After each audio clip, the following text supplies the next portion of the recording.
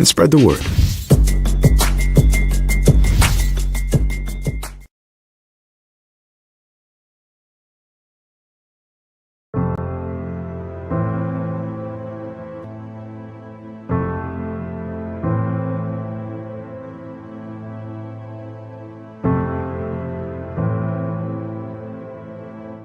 Calling officials cheaters or corrupt, it's not a game. Insulting referees, it's not a game. Threatening officials, it's not a game. Berating young umpires, learning the ropes, it's not a game. Violent language in the stands, it's not a game. Verbal abuse from the sideline, it's not a game. Screaming at a referee in the parking lot, it's not a game.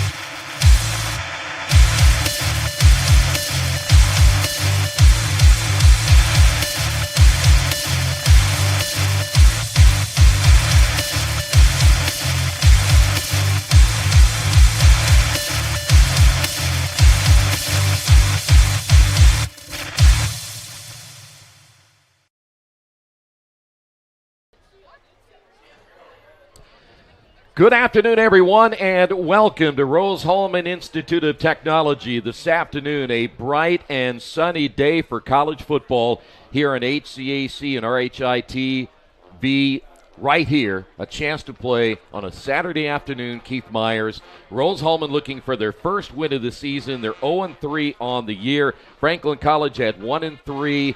And two teams that are opening up in conference play. It is also homecoming today, which is going to be a lot of fun, a lot of activity surrounding what is happening here today. And you see the band right there, and we're looking forward to a great day of football. Had volleyball earlier this morning. Yep. Had tennis this morning. Got cross-country running this morning. Got something over baseball and softball, and got something directly behind us. And the food tents are pretty good. We should have stopped and get food. You should have, but we yeah. didn't. Rose-Hulman, you said going 0-3. First time in 6 seasons they have fallen to DePaul, Trine, and Hope. They would like to see that snap today. Well, again, we're looking at two teams that are hoping today to get that first conference win, because that's really what it's all about. What you've done in non-conference is just, again, a precursor to what you want to do starting today. And we're going to feature Franklin College here in a couple of moments and then really get a good look at Rose-Hulman. We'll talk about our impact players today as well. But this was earlier today. This is pretty cool. Army ROTC, those young men right there are now a part of that. Yeah, it's pretty cool. They had a nice little ceremony with them, said their oath, and they are going to be serving our country, and we're so proud that that is happening. Thank you to all of them. Congratulations to them. And now let's talk a little bit about Franklin College. We are very familiar with Franklin, you and I especially. We do their home games down in Franklin. And last week, Coach, they got a win, and it was a much-needed win.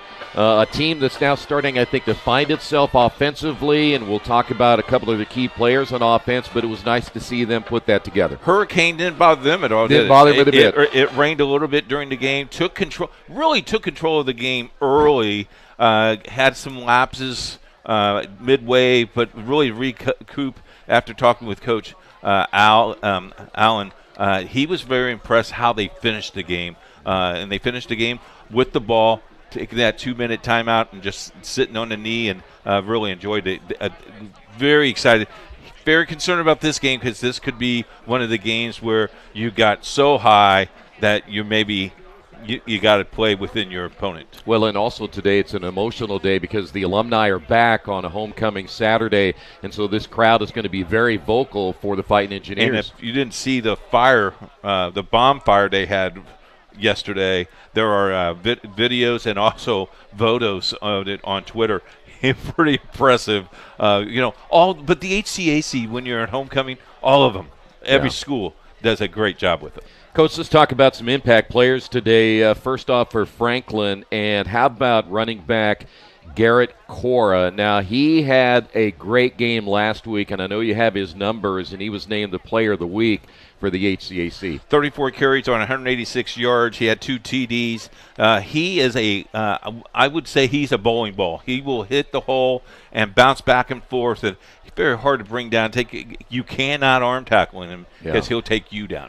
And what's been impressive about Garrett over the last couple of weeks is that when he started, Coach, this year, he was averaging about a yard per carry in the first couple of games. That has changed where he is now nearly 4 yards per carry. That shows you where he is now. Well, if you remember, game 1, he didn't play except in the second half. Yeah. He didn't start. So very interesting. Cora could be a factor today.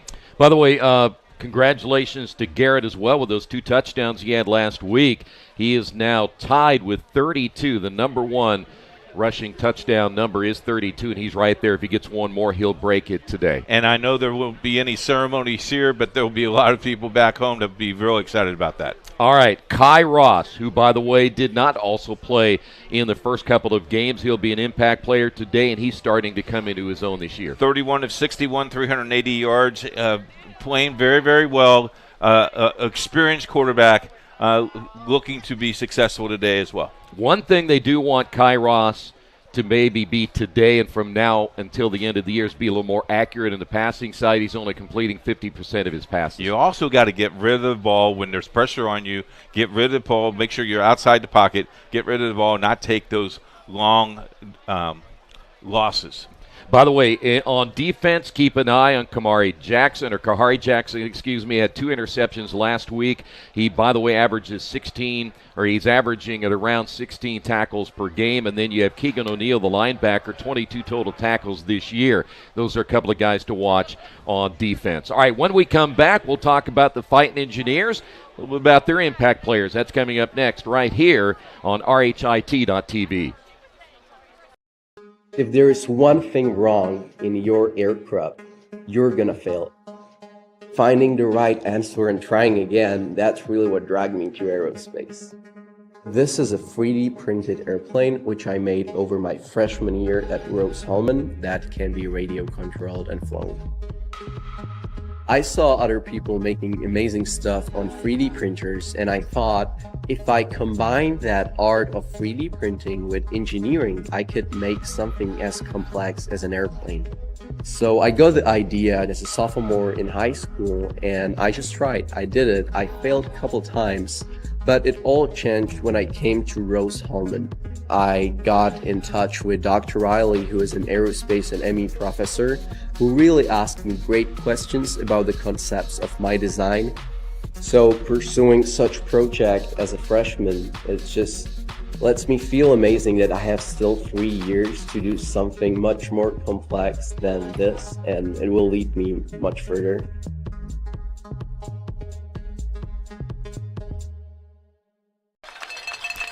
Back here at Rose-Hulman, the Fighting Engineers heading out of the tunnel, ready to go here this afternoon for this homecoming Saturday. Rose-Hulman, as we mentioned, 0-3. They've lost 2 of those 3 games here at home. And, Coach, it's just at the stage now where they've had one really good offensive day, and that was that matchup against Trine, but they lost 39-33. They lose to a good Hope team 49-7 in their last contest. They got to find a way, especially today, get that offense going, but their defense will really have to step up. Yeah, we'll have to step up, and you just got to play. You got to play your game today.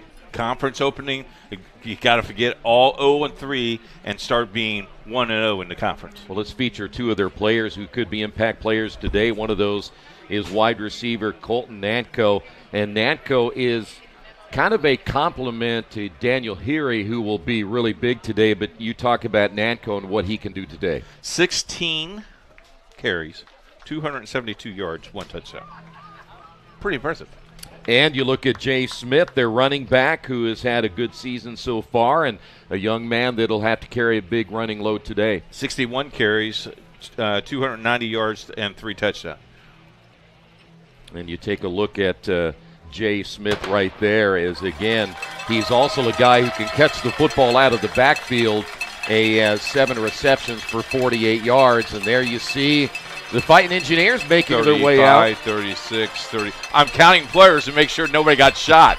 Oh, wait a minute. Our cameraman did. Oh, no, he's back up. Nick's still okay. Okay, good. By the way, keep an eye today on Rick Easterwood as well. We mentioned Daniel Heary, who, by the way, 25 receptions, 183 yards, and 2 touchdowns coming into this one. Rick Easterwood, 6'3", 205. He is a senior, and this year, 60 of 92, 5 touchdowns and 2 interceptions. What's today's date? Today is October the 5th. And it's 81 degrees with the wind at 9 miles an hour. The air quality is good. This will be the last official 80-degree day this season. Are you sure? I'm positive. It will not get at 80 anymore during the HCAC. Is that an over and under? Can we bet on that? No. You take it to the bank. All right. By the way, we're going to have the national anthem coming up here in a couple of moments, and we'll talk a little bit about that Rose-Hulman defense. In fact, we'll do it here real quick. Wyatt Bell, keep an eye on him, 22 total tackles this year. Jacob Fields with 20, and Austin Hastings with 22. And it is time for the playing of today's national anthem.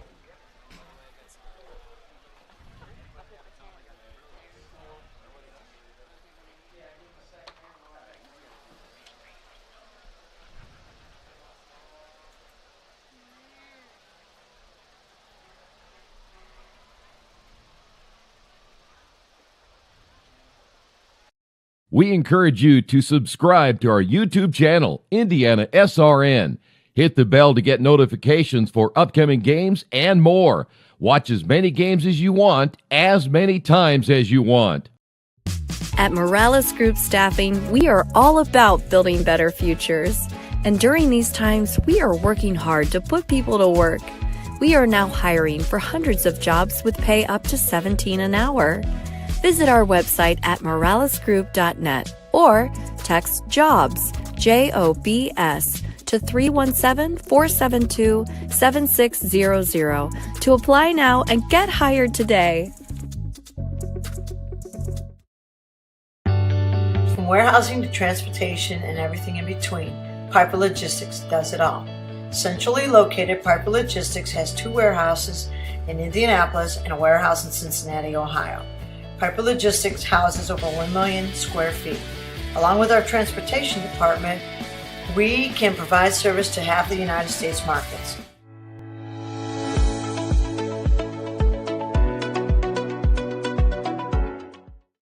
We encourage you to follow us on Twitter at IndianaSRN. Find upcoming games, video highlights, and much more. Follow us now at IndianaSRN.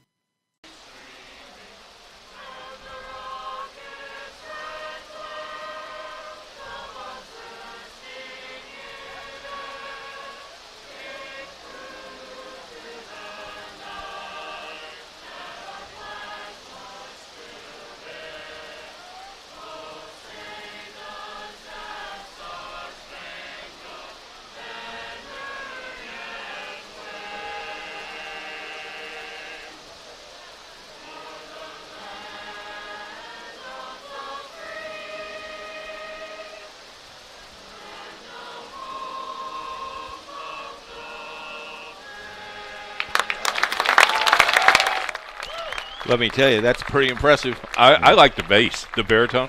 Because that's what you sing in church. I do. Hey, look at the round of the crowd. Huge crowd on hand. End zone's packed. The stands are packed. We got people in the tent. We got Nick down on the camera. You're going to get great shots on the camera. Savannah over to the left of us. You'll have great field view. This is what it's supposed to be. This is what it's all about. It's a perfect day. It is.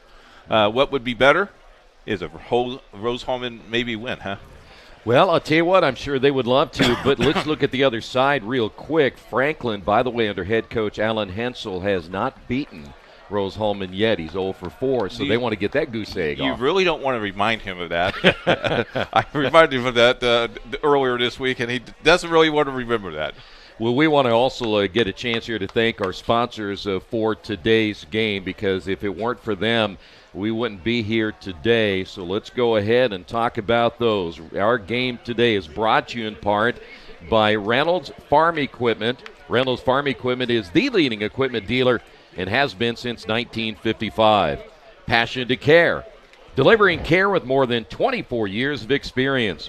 Boilermaker Local 374. They represent highly skilled, highly motivated workers in field construction and metal fabrication in the state of Indiana. Wheeler Mission. For over 131 years, Wheeler Mission has been a pillar in the Indianapolis community. Burtner Electric, your trusted electrician partner since 1986. The Morales Group. We're in business to create a better future for you and your family. McGinley Wrights Financial, inspiring people to repeatedly take action on their financial goals. Indiana Labor's District Council, the 12,000 Hoosier men and women with Labor's District Council and affiliated local unions that build Indiana. We are LIUNA. And the IndianaSRN sports page. Follow the sports page every day with updated news from coast to coast. Just log on to IndianaSRN.org and click on our tab. What a shot right there. You got the referees, you got the coin toss, and Rose-Hulman has deferred. That is a great shot. Well, Nick should have got closer, though, don't you think? Maybe put it on his head and run down the field with it. Good shot, Nick. Hey, by the way, I want to remind you as we get started here in just a couple of moments that today's broadcast is a copyright production of not only HCAC.TV, RHI.TV, but also IndianaSRN and the HCAC. Any use of audio or video without the express written permission of all of those entities is strictly prohibited. Troy, just 3 years ago, we had one entity. We have now had a partnership that I think has grown this sport and has grown this conference. We also want to thank Old National Bank from Terre Haute. Old National Bank is your bank for life. We also want to thank Chick-fil-A for their food for the athletic department. I got a feeling that's what we're going to have for halftime meal. I'm looking forward to that. And don't forget that the volleyball team will be coming up and running a 50-50 today. Congratulations to those fine folks. They beat a newcomer this week, today, 3-1 in volleyball. Our crew is staying over to watch a little bit of our football before they come home. All right, very good. That was a win over Berea. Deep for Franklin. He'll get the football first. Braden Wilkins and Mitch McElfresh ready to get this one started. And if you're at the stadium, the Diamond, the big screen has our viewership. All right, here we go. And it will be returned from the 10-yard line. And good ability to break a couple of tackles there. But we got a flag back at the 25-yard line. I think we're going to have this against number 32 for Franklin. This might be a block in the back. Trevor Winkles at 11 in Indiana committing the holding penalty right there, so that will back up the Grizzlies. By the way, this is a Franklin team averaging only 15 points per game. They're giving up 138 yards passing per game and 156 yards on the ground.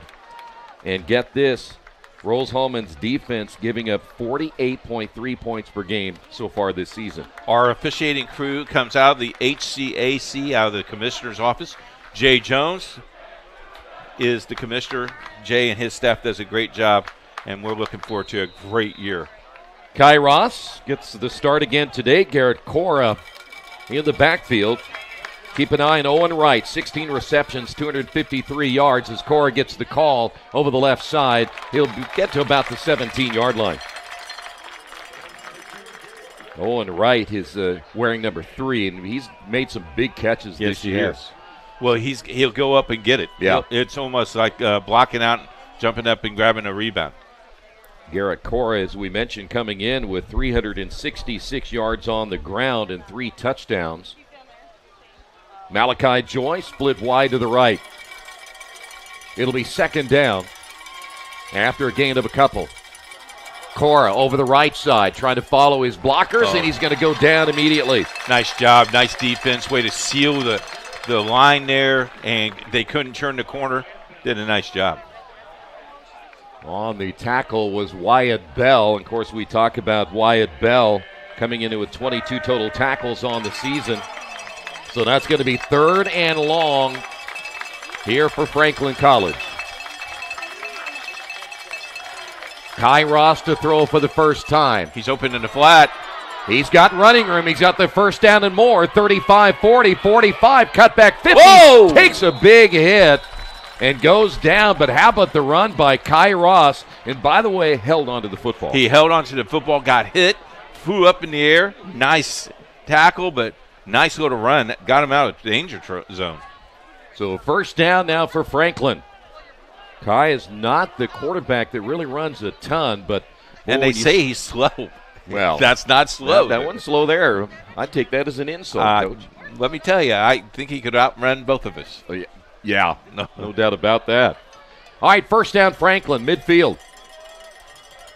3 receivers in the ball game.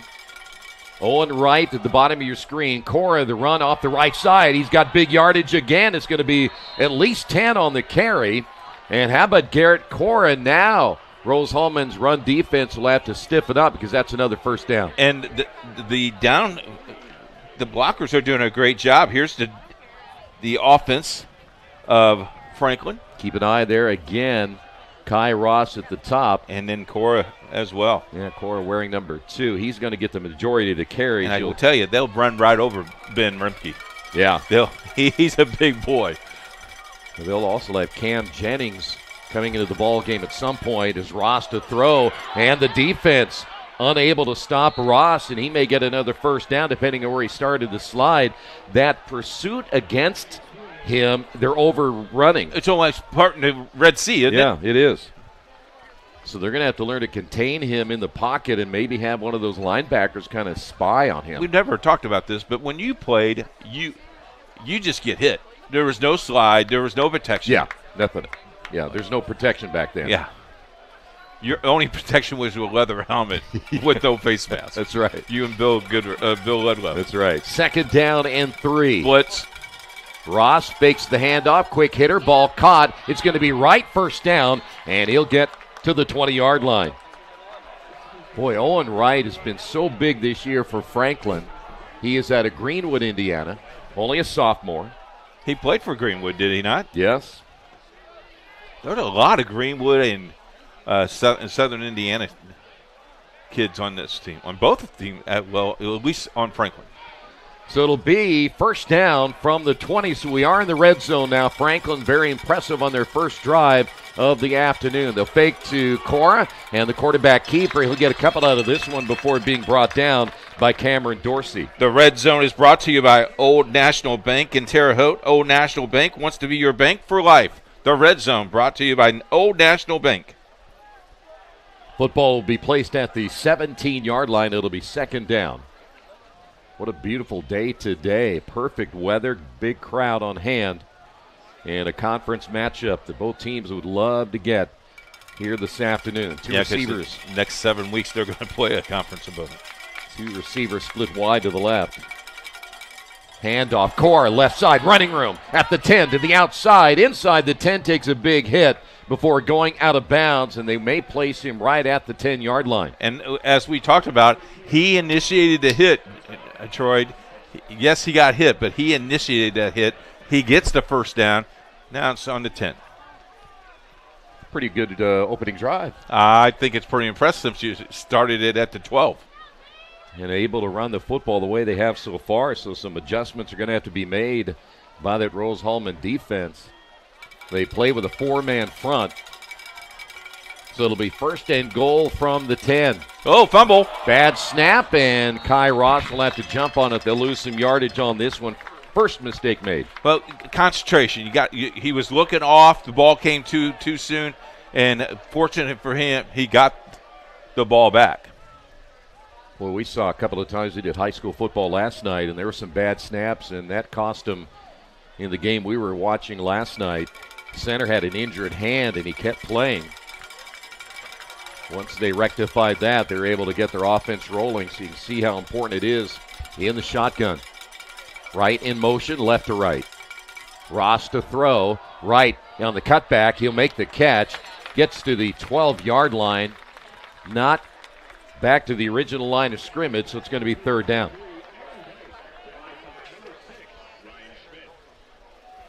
Big third down here. Well, you at least want to come away with 3 here, but bottom line is they want to get it in the end zone. Core of the lone setback, 4 receivers. Keep an eye on Owen Wright. He's in the slot on the right side. Ross to throw. Looking to the end zone. There is Wright, and it's an uncatchable pass nonetheless because Dorsey was there on coverage. And I'm pretty sure maybe Kai Ross saw the coverage there and just has threw to throw it away. Just don't want to throw an interception here. Well, this is the way Franklin started last week. So here is a field goal attempt, and this will come from the 19-yard line. Dakota Ford will come in out of Tipton, Indiana. So a 29-yard attempt to get Franklin on the board. And the kick is on the way, and it is good. Franklin gets on the board first. They lead this one 3-0. If there is one thing wrong in your aircraft, you're going to fail. Finding the right answer and trying again, that's really what dragged me to aerospace. This is a 3D printed airplane which I made over my freshman year at Rose-Hulman that can be radio controlled and flown. I saw other people making amazing stuff on 3D printers, and I thought if I combine that art of 3D printing with engineering, I could make something as complex as an airplane. So I got the idea as a sophomore in high school, and I just tried. I did it. I failed a couple times, but it all changed when I came to Rose-Hulman. I got in touch with Dr. Riley, who is an aerospace and ME professor, who really asked me great questions about the concepts of my design. So pursuing such project as a freshman, it just lets me feel amazing that I have still 3 years to do something much more complex than this, and it will lead me much further.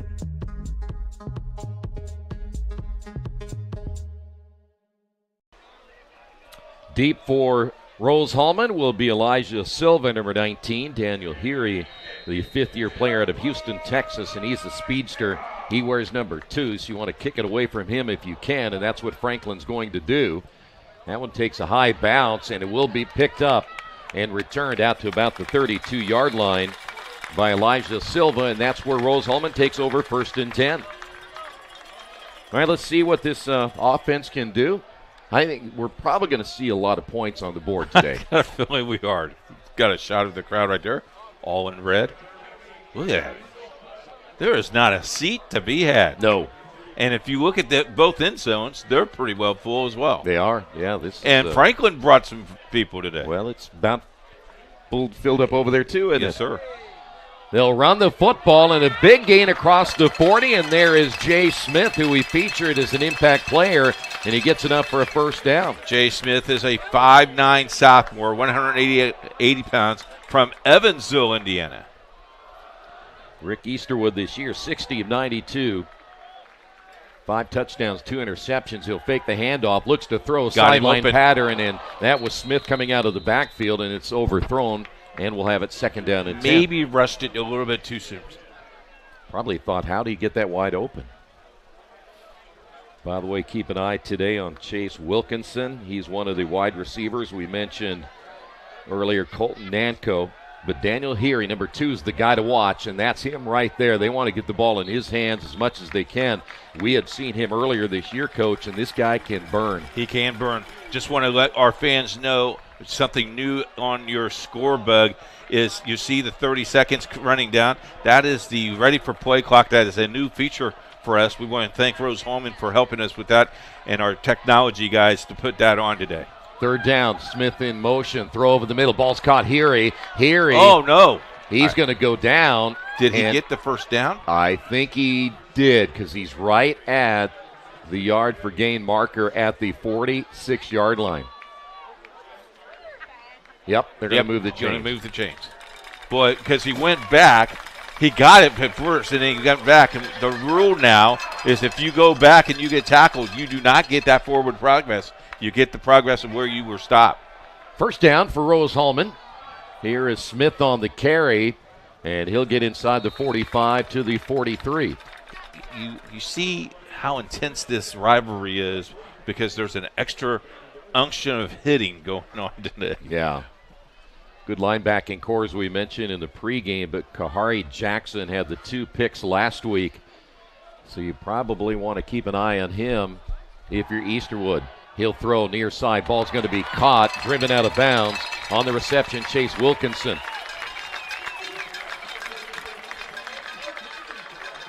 Wilkinson out of Boonville, Indiana. He is a 5th-year player. They've got a lot of experience on this team for the Fighting Engineers. And now they get another first down, and like what we saw Franklin doing, they're marching down the field. Franklin this year giving up 37 points per game, and we've got a timeout by the Grizzlies. We will take a timeout as well. Franklin on top of this one, 3-0. At first, me and my mom were struggling. I was trying to pay the bills and trying to take care of my mom at the same time. When I first heard that I can get paid for taking care of my mom, I was kind of skeptical because I had been doing it for so many years without pay. That's when I reached out to Passion to Care. I read all the reviews and I saw that they were #1 in the field. Passion to Care has really, really changed my life. Right now, I take care of my mom 24/7 thanks to Passion to Care.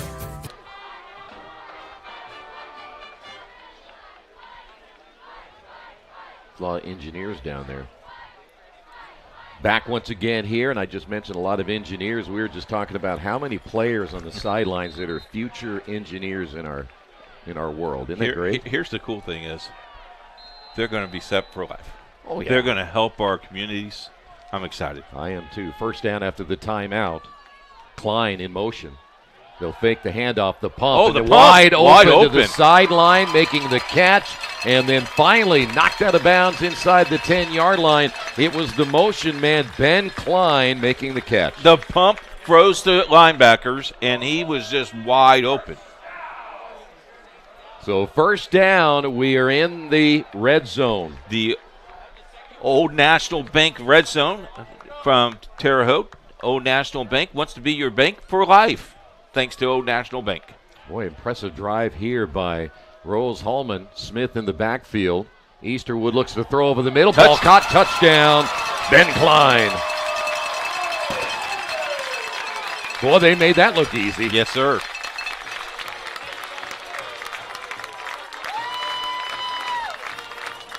So the Fighting Engineers march down the field and get the score, and now chance to add the extra point.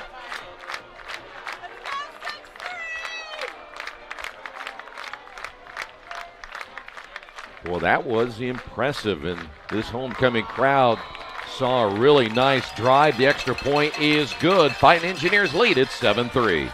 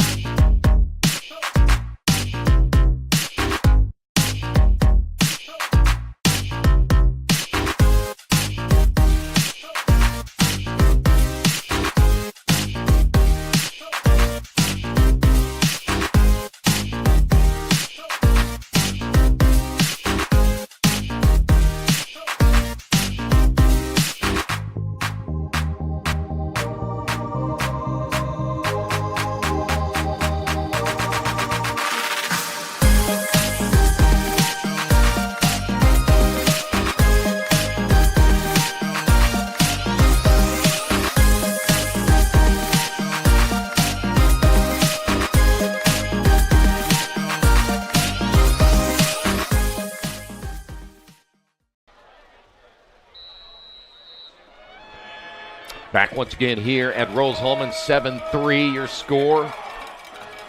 McElfresh, Wilkins deep for the Grizzlies. And Wilkins will get the return. See if he can get a blocking wall in front of him. 20, 25, 30, puts his head down. Fumble! First, the ball came out. And let's see if Rose-Hulman got it or was he down. We're waiting for the call here. And the Fighting Engineers are going to be disappointed because I think they're going to give that football right back to Franklin. He was down. I think he was down. Take a look at the score here, Coach. Plenty of time. Wide open. He snuck out of the backfield, did he not? That was Klein, your tight end. Okay. You know, the thing is about that, I love throwing to the tight end. We're going to take a look at that potential. There you go. Might have been a fumble. Yeah, he was down. Handoff Cora. He's going to get stuck. He might get maybe a yard. I guarantee you the defensive coordinator said, no more. No more. No more. No mas. Or it's a famous quote, don't. Oh, we saw how that worked. All right, it'll be second down. Move on, Troy. Second down and 9. Well, if you're planning on a short afternoon, don't. Yeah, it's going to be. We'll be here till about 5. Yeah, we got a lot of offense coming, I do believe. Here's Cora over the right side. Cora, he's going to get a first down and more up the sideline, and then finally he is pushed out of bounds. But it was his own man who made the block to get him out of bounds. Boy, we are seeing some teams are going to put up some big numbers today on the ground, I have a feeling. All right, taking a look at this. This is a great show. This is the end zone look. There's his knee. Yep. There goes the ball. Look at Nick. You guys need to give Nick a raise. That was a great camera shot. I'll let Jerry know. All right. First down, handoff Cora, right side once again, gets the hit at the 40. Tackled by Antonio Barnes. What I find very impressive, they're both running their offense to their strength. Yeah. And defensively, no one can really shut either one of them down quite yet. Yeah, I'd hate to be a defensive coordinator today. Oh, you earned your keep. So it's going to be second down and 7. That is Klein, who will reset to the left. Ross looking near side, and the pass incomplete. Tell people how hard a throw is that because you're throwing across your body. Yeah, and you're on the run, too, and that's tough. So you really, something as you saw Gabe Bowling there, that's just something that you're going to have to work on to perfect that. So let's see if Kai Ross can get the first down on 3rd and long. They'll have to get to the 33-yard line. Let's say it's 7. Your go-to guy's been Owen Wright. Let's see if they'll try him again. Ross to throw. Over the middle, there he is. Owen Wright, first down inside the 25-yard line.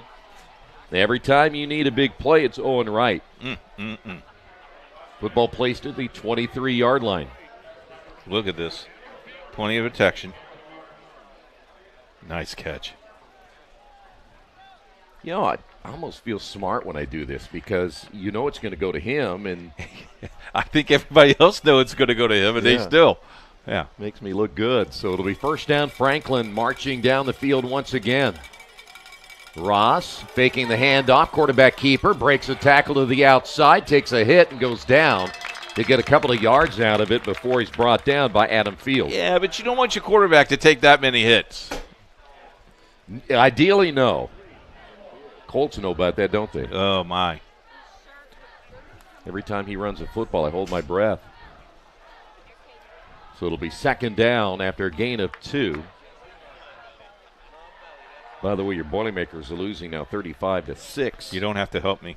Just thought I'd let you know, keep you updated. 2 receivers. Yeah, see, our producer Jerry likes the updates. Second down. Kai Ross will throw. Block. Ball's going to be caught inside the 15 and down to about the 12-yard line. It looked like it was going to get tipped at the line of scrimmage. Boy, he just missed that by maybe a couple inches.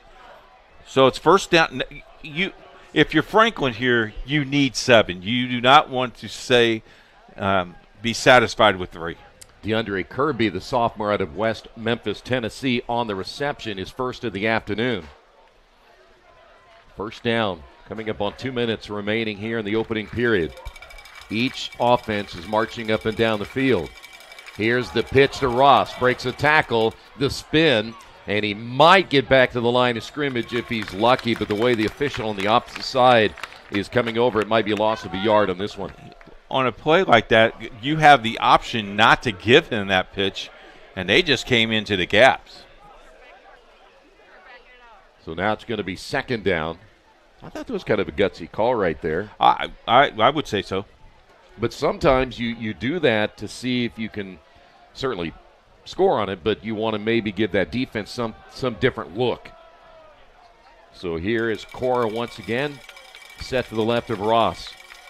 Second down, Ross, swing pass, near side Cora, cuts back. He's going to get to the 5-yard line and brought down there. Cora is the believer of, I'm going to show you my knees. I'm going to wear the shortest pants I can. By the way, Wyatt Bell on the tackle. Bell, one of the leading tacklers on this Rose-Hulman team. He's had a couple of tackles here today already. So now you're looking at third down. They can still get a first down. This is 4-down territory, folks. Play clock at 10. Man in motion. Handoff Cora. Cora heading toward the end zone. Brought down. Great tackle here on the sideline. And guess who? Wyatt Bell. I think he might have got the first down, though, Troy. Very close. Oh, it's 4th down inches. Guess who? What I would do? Quarterback sneak. Quarterback sneak. Let your quarterback, good size on Kai Ross, go behind that offensive line. Parker Hacker going to end the quarter here. And we will. 15 minutes in the books. 7-3 Rose-Hulman.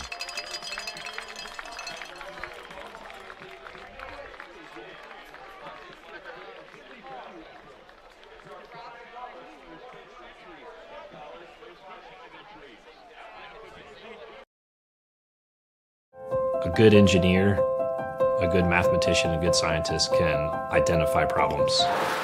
But in order to be a great scientist or engineer, you've got to have curiosity and you've got to have creativity, and that's what's going to set you apart. You can't teach curiosity. You just need to encourage your student to be curious. Curious in anything that they do. Curious so that it brings out the innovations, the new ideas. By the way, I want to remind everybody that if you want to keep up on the stats in a game like this, make sure you go to the Rose-Hulman website. If you go to the schedule, there will be a little box there that'll tell you to join the live stats. We're going to see a lot of numbers today, so it might be kind of fun to watch. And I want to thank Old National Bank as we're in the red zone. My fault, Old National Bank. Old National Bank wants to be your bank for life. Old National Bank of Terre Haute. Well, Franklin knocking on the door once again. Let's see if they can put it in the end zone. They got in the red zone last time and ended up with a field goal. So now this is 4th and inches. Still get a first down. Owen Wright, single coverage to the left. And, of course, that'll be Wyatt Bell. Wow, it's 4th down and 1. The pitch on the option. Cora trying to get it, and he won't. And guess who got him? Wyatt Bell. Great defensive stand there against Franklin.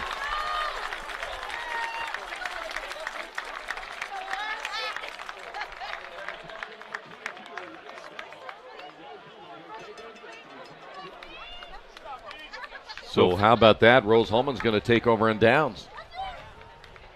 Well, now if you're defense, you got to put your ears back and go get them. Yeah. Boy, I tell you what, now if you're Franklin, coach, you've gotten into the red zone twice, and you've had a chance to get a first down, and you've only gotten 3 points out of it. Wow. So Easterwood will bring his offense out. They're going to run the ball with Smith. Smith, hard runner up the middle, and there's a lot of hitting going on there, and he gets to around the 10. Sturgeon, Page, Fowler, Spradlin, and McQueen up front today for Rose-Hulman. So far in the first quarter of play, Franklin 90 yards on the ground, 53 through the air for Rose-Hulman, only 15 rushing yards in the first. period of play. They'll throw, and that one's off the mark and falls incomplete. The big stat I see is first down. First down, 7. Franklin 4 for Rose-Hulman, and yet they're losing on the scoreboard 7-3. Thanks to our stat crew today, James and his crew. What a great job they've done for us. Huh? Yeah, great job. So third down. Smith out of the backfield in motion. Easterwood to throw over the middle. Throws an interception. Could it be a pick six here? Will not be, but a big interception returned down to the 5-yard line. And a huge INT right there, and picking it off is Hayden Durnell, the linebacker out of Grandview, Indiana. Take a look at this. I don't know. He must have. Oh, he did. He snuck right in front of the defender. Nice.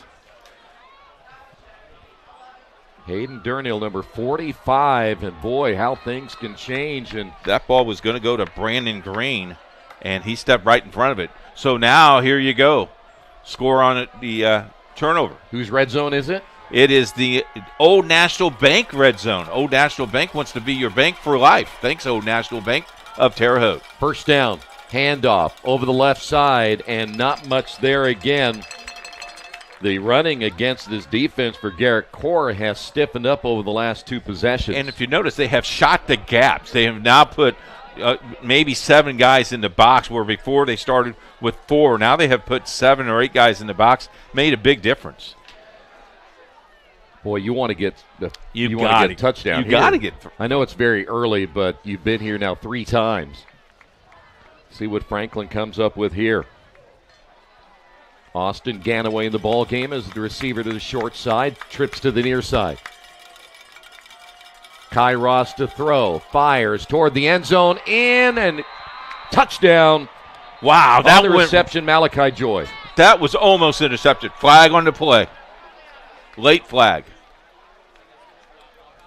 This is going to come back, I do believe, the way it is positioned on the field. It's right at the offensive line, so I think this is going to come back, and you can really tell by the way that the Franklin players are backing up. A chop block. Man. So wipe out the touchdown from Malachi Joy. We had seen Franklin have a couple of those this year where they've gotten a score and, shoot themselves in the foot. Second down.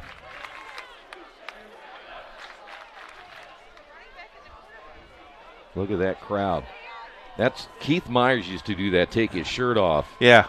And roll him around, University of Indianapolis. Yeah. Old Indiana Central. Problem was they kept telling you to put it back on. Yeah. We're losing people in the crowd. Thanks so much. Second down at a country mile. All right, touchdown wiped off the board. Ross fakes the handoff. Won't have running room here. Throws toward the end zone. He takes the hit. The pass intended for Owen Wright. It's incomplete.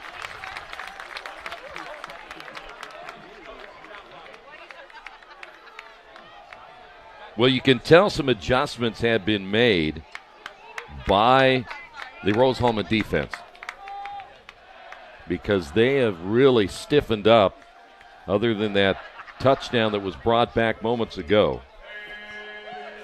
They have not given up the big yardage so far here in this drive simply because it was the turnover that cost Rose-Hulman. Handoff Cora. Cora trying to find blockers, and he'll finally go down after a gain of about 3. Got to be impressed with what you've seen so far from Rose-Hulman after the first couple of drives. I tell you who benefits from this is Old National Bank. They are in the red zone. Old National Bank wants to be your bank for life. Old National Bank from Terre Haute. By the way, Jack LaCrone got the last tackle. I bet you I'll say that in my sleep 50,000 times tonight. Trips right side, and so it'll be 4th down.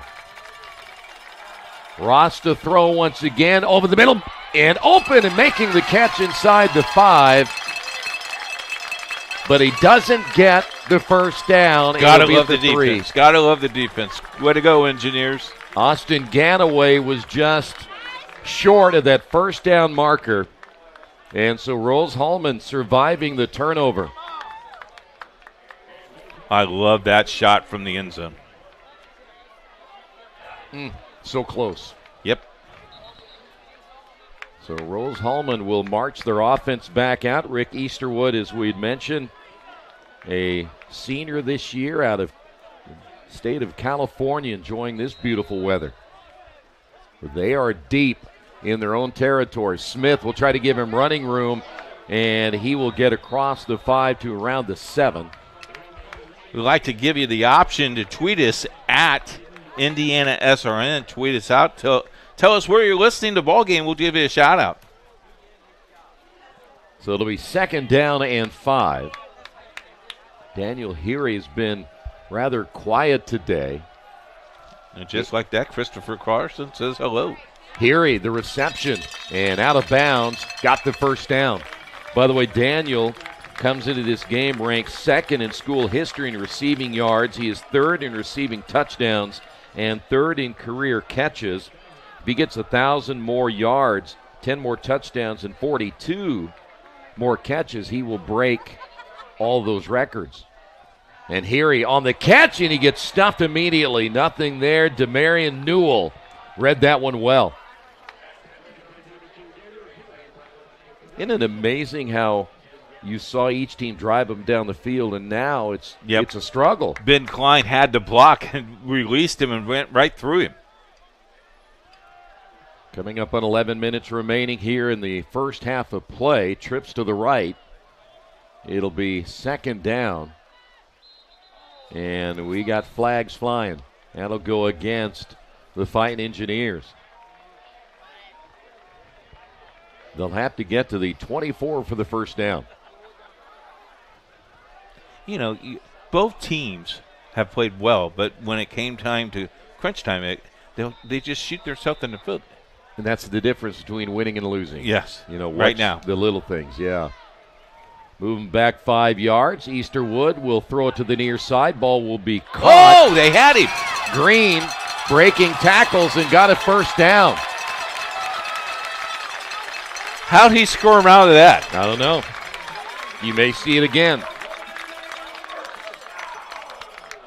Fighting Engineers hurry up offense. They'll hand it off. Smith. Smith will get about 5 on this one. Take a look at that last catch and run. Here's the catch. Right there. Got to wrap. Got to wrap him up. Yep. We have an injured player now for Rose-Hulman.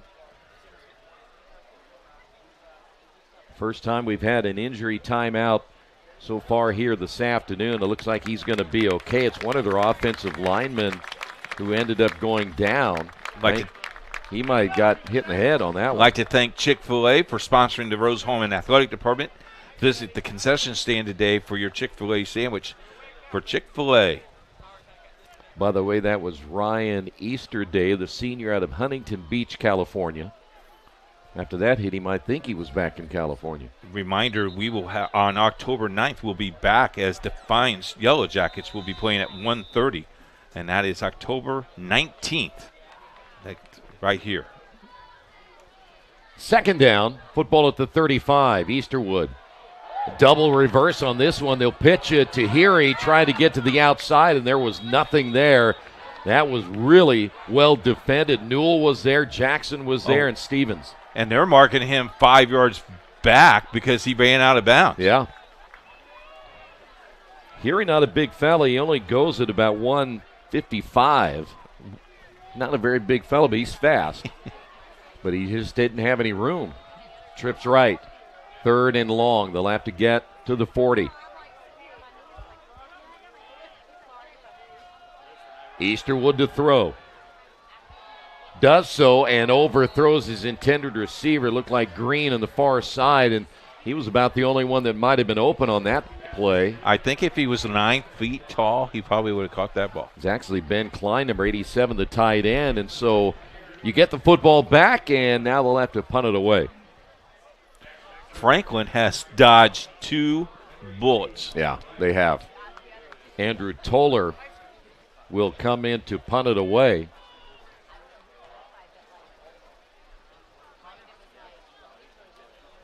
They coming after this? Good punt on this one, wobbly, but a good punt it is, and looks like we will have a return inside the 20, 25, 30, and out to the 35-yard line. Nice return there by Owen Wright, who we see a lot, as we always talk about. What his ability is to do is catch the football, but this time able to return the punt and got some good yardage. Homecoming, if you just joined us, homecoming here at Rose-Hulman. Early score, Franklin scored at the 8:29 mark on a 29-yard field goal. Rose-Hulman came right back at the 5:46 mark to score a touchdown, and that's where we are, 7-3. 1st and 10 under the 10-minute mark. Offense back out once again, and it'll be Cora, and he breaks a tackle. Can he get some yardage here? There's a flag down. That came from the side judge, and boy, I tell you, Garrett Cora was just fighting for his life trying to get back to the line of scrimmage. We may have holding here on Franklin.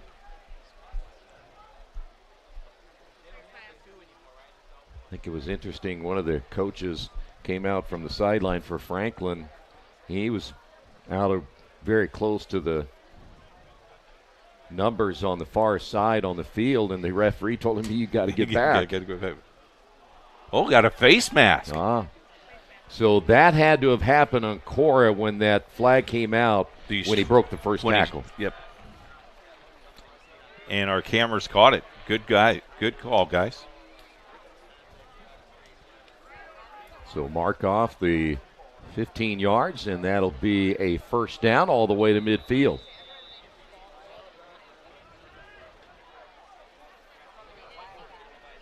Boy, at the beginning of this way this game started, we thought we were going to get about 105 points. And now we're at 10. It's just crazy. Nature of the game. Yep. It's the HCAC, unpredictable. And that's a compliment. Yeah. First down. Oh, knocked him over. Ross looking to throw. Short pass. Klein makes the catch, brought down, or that's actually Matt Neely at the 40-yard line, and that'll be a first down. Neely did a great job of sealing protection and then creeped back out to get the ball, caught the ball, and I think he got the first down. Neely's first catch of the day. So far, we mentioned Owen Wright. He made a catch earlier. He's been kind of held in check. On the other side, we need to talk about Daniel Heary. We haven't seen a whole lot of him. They've tried to get him the football, but just haven't been able to do so with any consistency so far today. First down. Here's Cora. Right side. Takes some big hits down to the 35. Tell you what, Cora is like I talked to you before. He reminds me of a bowling ball. Yeah. Just gets hit, but just keeps going. Reminds you of Norm Bulash. Yeah, that would be good. Larry Zonka is another one. Larry Zonka is another one. So it's going to be 2nd down and 5. Troy Daragowski back in Wyoming today. Yeah, I was kind of a all-purpose runner. Quarterback. Yeah. Whenever they needed 2 yards, you got it. That wasn't a dual threat. That was a triple threat. I got you. Yeah. 2nd down and 5. Handoff. Cam Jennings in the ball game. Jennings straight away got the first down. Down to the 29. Their drives have been outstanding. Yeah. But finishing is not very good. Ball on the 29. That is a key, right? Yeah, you do want to finish, yes. It's kind of like running a race in like a marathon. You get to the end and you can't cross. Yeah, you lose by about 55 feet. Yeah, and that just doesn't feel good. No. By the way, Cam Jennings this year, 26 carries, 121 yards, and he's a bruiser.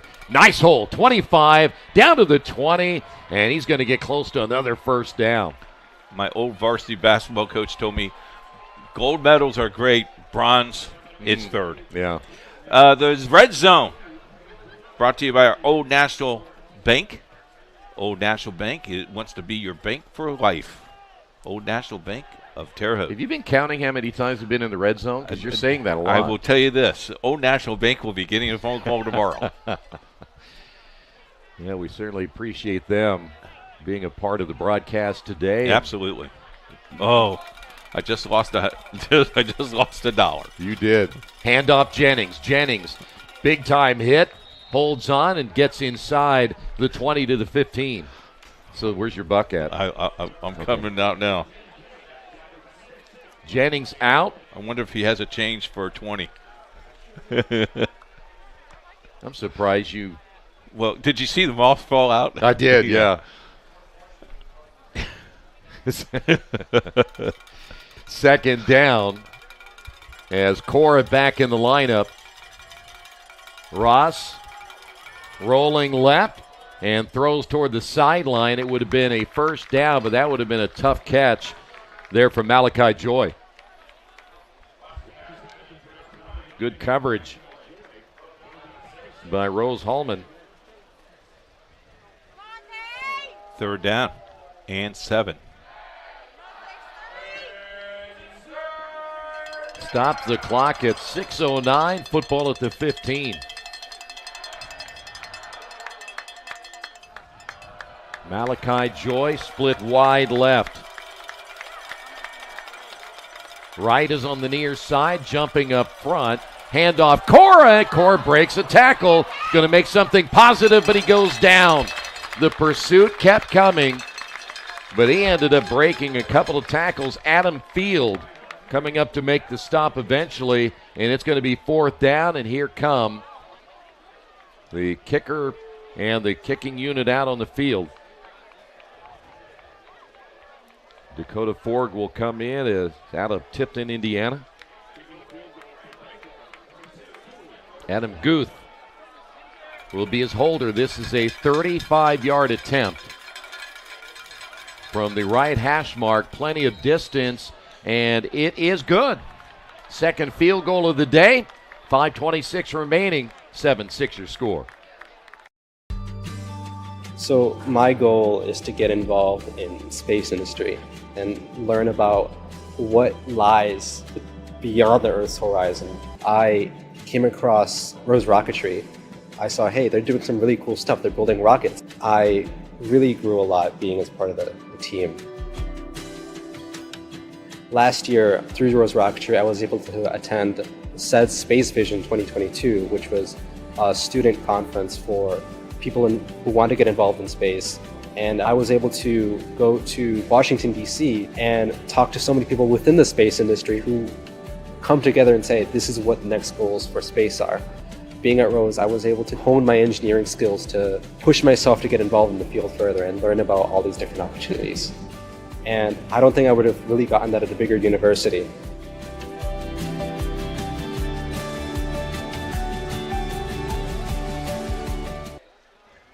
Back once again here at Rose-Hulman. It is homecoming weekend, and so the Fighting Engineers will get it back with a 1-point lead. See what the offense can do with the football, and there will be a return inside the 5-yard line. Blockers here to the near side, across the 20 out to the 25, and brought down there. That was Elijah Silva out of Indio, California. How about Andrew Tuller on the tackle? Fifth-year senior, 6'2", 205 from Bidwell, Ohio. That's east of Cincinnati? Is that right? I have no idea. I don't pay any attention to things in Ohio, being a Michigan fan. Yeah. Oh, that other state. Yeah, other. So you don't say Buckeye? No. Okay. It'll be first down. Football at the 26-yard line. Handoff. Big time run over the right side. That's going to get you about 7 on that one. We've worked together now. We've worked together for what, the last 5-6 years? Last 5 years, and you never mentioned that word. Who? Yeah, that's what I mean. Purdue update coming up. Yeah, we're going to get a Purdue update just for Keith. Worried about his Boilermakers. Here is Smith. Oh, he wants a Badger update. Yeah. Do you want it? Okay. We're in the fourth quarter. There's still 13 minutes to go, and it's 49-6 now. I guess that defense got better. We're up 49-6? You wish. Oh. That defense is getting better, isn't it? Yeah. By the way, there was another fumble by Purdue right awesome. there. Just to let you know. We're going to get one win this year. IU? Yes. They're undefeated. Third down and 2, Easterwood. And Heary up to make the nice catch for the first down.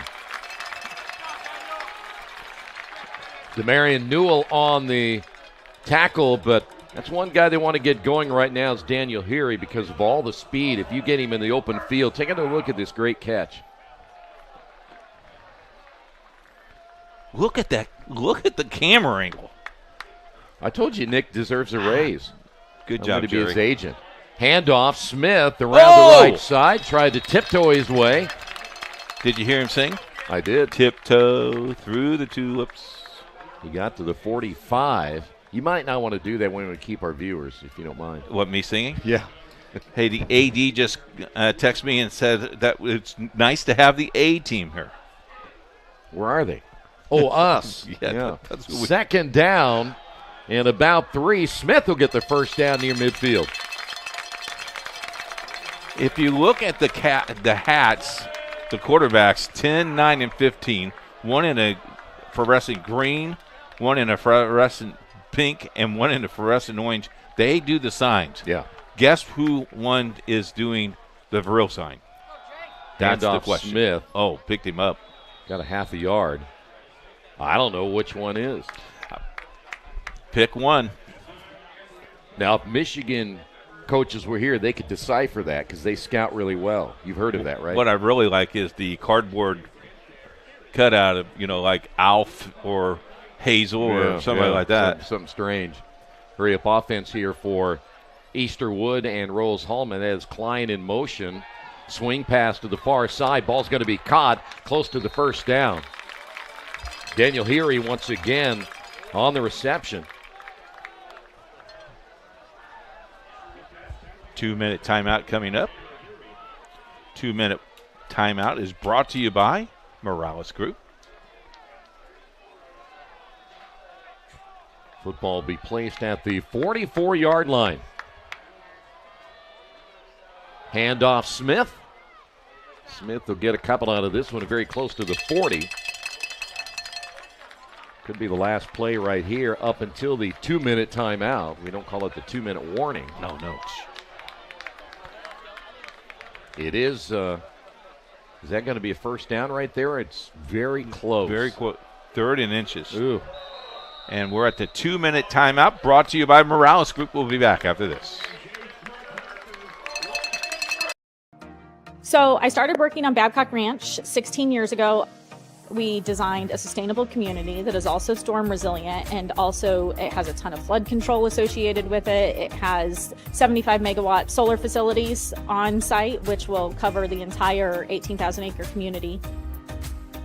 In September of 2022, we had Hurricane Ian. We had 150 miles an hour sustained winds for about 10 hours and 21 inches of rain. Babcock really had little to no damage at all.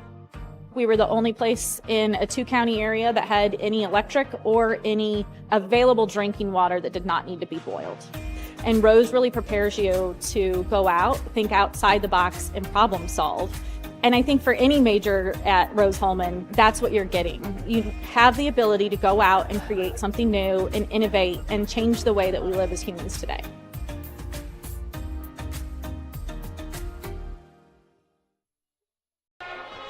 This 2-minute timeout brought to you by Morales Group. Don't forget, we will have games for you next week as well as we travel, I do believe, to Manchester next week. That's as right. Manchester is on our HCAC game of the week as they will be taking on this Franklin Ball Club. Second week of the conference season. After the 2-minute timeout, Easterwood set to throw, looking to the sideline. High pass picked off. Unless he did stay in bounds. Nope, they said he did. No, I don't know. Pass was intended on the far side for Chase Wilkinson and intercepted by Kahari Jackson, his 3rd of the year. He had 2 last week. Great angle down there for the official to see it. Take another look at it. Take a look at here. Yeah, he's got 1 foot in. That's all he needs. That's all he needs. This isn't the NFL where you have to have 2. Wow. Well, another drive that gets into or close to the red zone, and you get an A, and then all of a sudden you got to finish. Yeah. So the interception, and here is the handoff over the left side, and good running room there for Garrett Cora. We're going to see it super again. Slow motion here.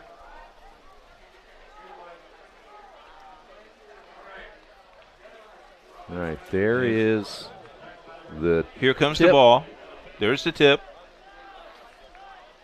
There's the foot. It's close. That's why you play some at home and some on the road. Good. Hand off Cora. Cora's going to get close to that first down. What I find interesting here is Franklin's putting this ball on the ground. I mean, they got plenty of time because they do have two timeouts left. Yeah. Trips right. Third down and inches. Cora on the carry, and Cora trying to find running room, and they're trying to strip that football as well. That was Wyatt Bell in there. He was punching that football out. Timeout, Rose-Hulman. And he lost a couple of yards on it. It's going to be third down and 2, 7-6 your score.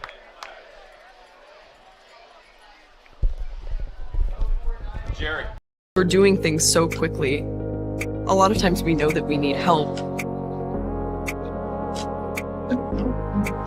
So our professors all know us by name. Basically, everybody knows everybody here. That one-on-one personal connection you're getting with the faculty, you don't get that a lot of places. We're not just saying, here, go do this hard project. We are right there with them. We work with them. The faculty are there for you.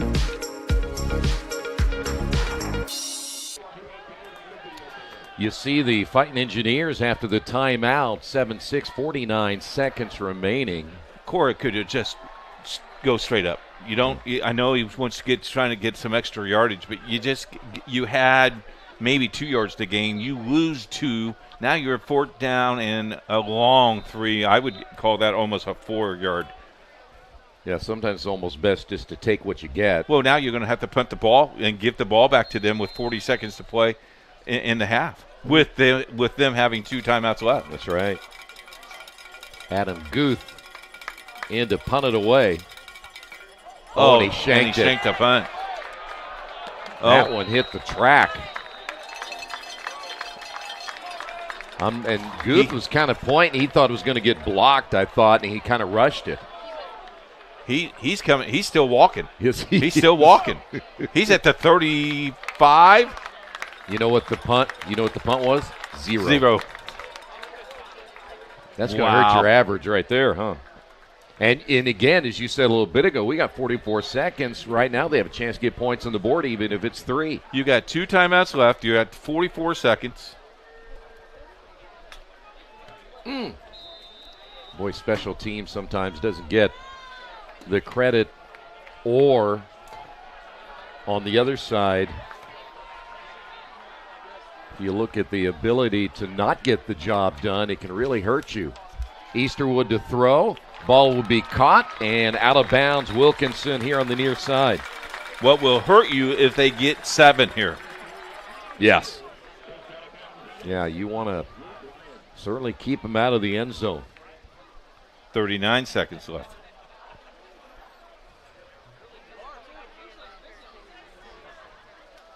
Smith will stay in the backfield just to the right of Easterwood. He'll throw, has plenty of time in the air. Ball's going to be caught inside the 10. Touchdown. Wow. Daniel Heary. We just talked about him moments ago.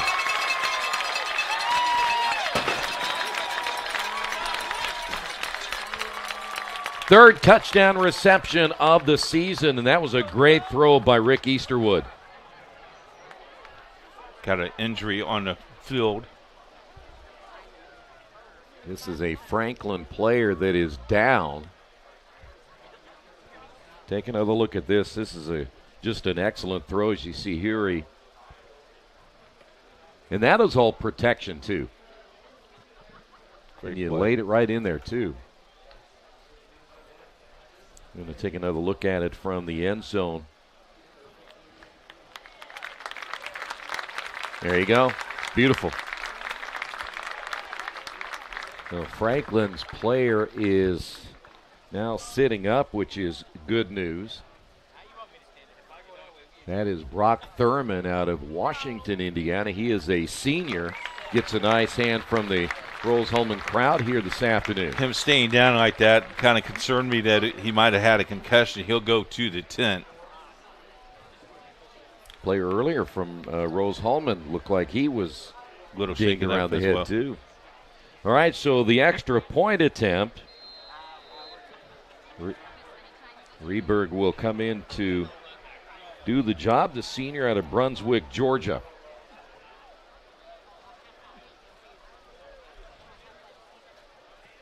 And the kick is good. Ooh. What's up at halftime? You got a halftime guess? Got a halftime guess? It's a mystery guess right now. But we have someone come and be with us for halftime. You get to get a little bit of food in you. Hope you enjoy the food. Where is it? It's coming. I think it's Taco Bell. I'm Really? just kidding. I don't know what it is. Hey, thanks for joining us today. If you'd like to know more information about who we are IndianaSRN. We're out of Indianapolis, Indiana. There's a donate button. If you'd like to hit that donate button, you're more than welcome to do that. Help us put more college games on the network. We are at HCAC.TV as well. Final 32 seconds here in the first half, and homecoming day right now. Rose-Hulman leading at 14-6. You know, I was not invited to go down to the King and Queen celebration. You weren't? No. That's so disrespectful. For the third straight year we've done this game, I have not been invited to the King and Queen. Might be a message, huh? I think I'm getting it. You got to read the room now, Keith. I guess so. Coach, you're not allowed. You're not allowed to come down You're disqualified. Here. Wilkins and McElfresh will be deep now for Franklin. Well, the one thing you don't want to do is make any mistakes here in the final 32 seconds. The way this game started and the way Franklin was moving up and down the field, I really did think now you kick the ball out of bounds. That does not help you. No.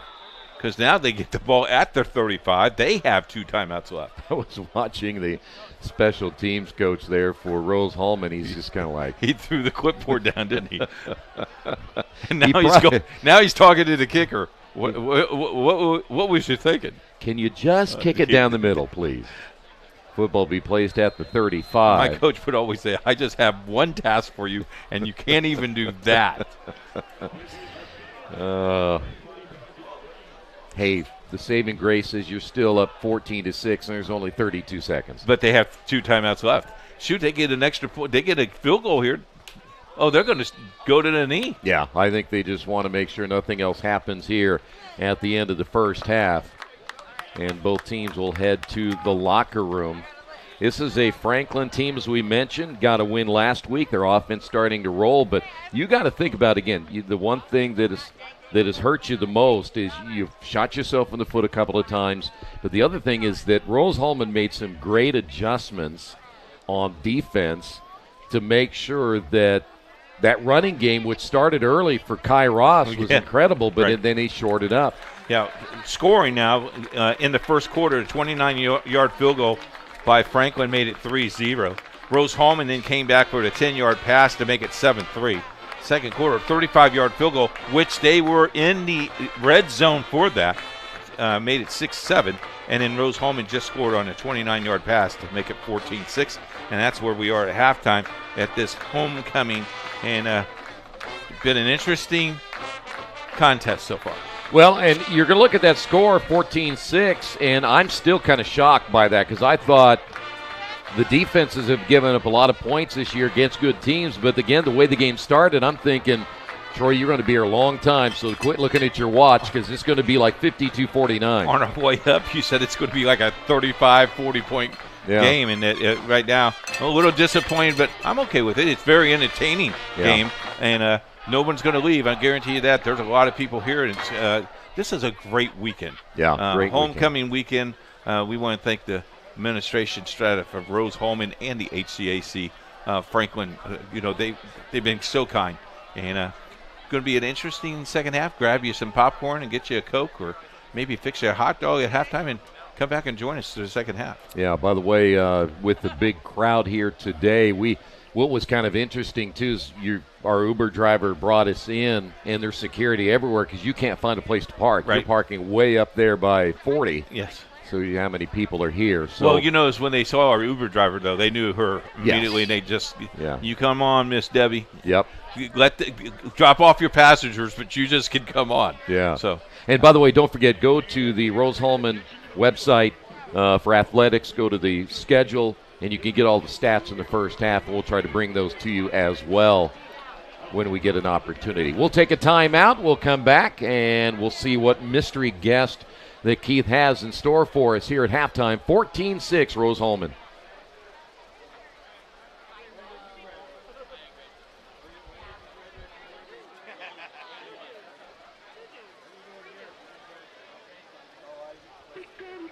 An active athlete looking for enhanced performance, comfort, and recovery? Then Skins is the perfect choice for you. Our revolutionary sports compression product provides better oxygen flow in your muscles, helps reduce fatigue and pain from intense physical activity, allowing athletes to push their boundaries and perform better. Skins helps keep everything, including you, on track. So don't wait any longer. Get your Skins now and experience unbeatable performance. Take your game to the next level with Skins.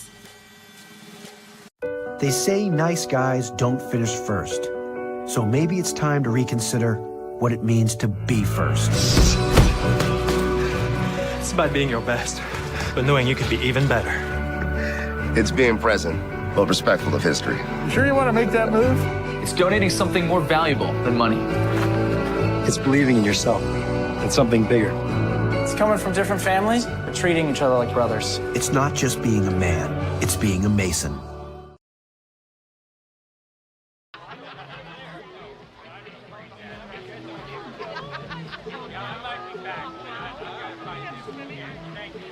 Every person has a story waiting to be told. Mr. Jack comes in every Monday. Yeah, that's right. One day I noticed his hat said he was a Korean War veteran. I asked him if he'd ever been to the Korean War Memorial. No, I never had a chance to go. That was the day I knew we had to do whatever it took to get him there. Manny made it happen. I got to go to Washington, D.C. to all the memorials. The World War II Memorial, Naval Memorial, Korean War Memorial. Took all kind of pictures and everything, and it was a good trip, too. I'm glad that I could be a part of Mr. Jack's story.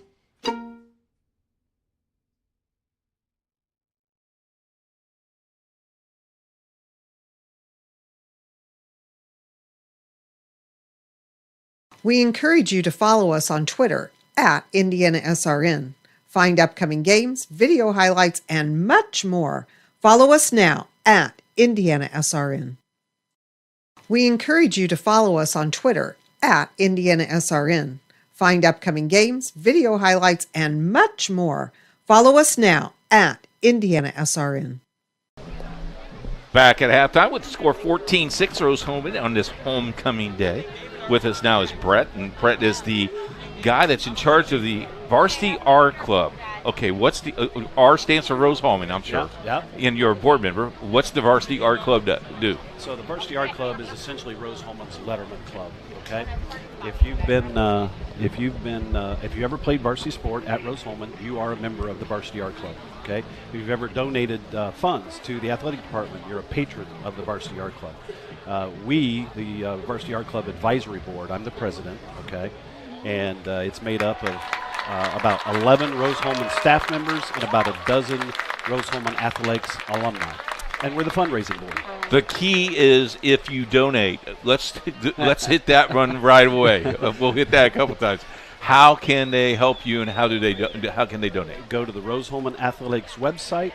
Look for the Varsity R Club tab on the website, and you can donate either to the Varsity R Club, and we will spread your funds across various sports, various projects, including health and wellness programs for the general student body, or you can donate to a specific sport. If you're, I'm a baseball guy. I played 4 years of baseball at Rose-Hulman.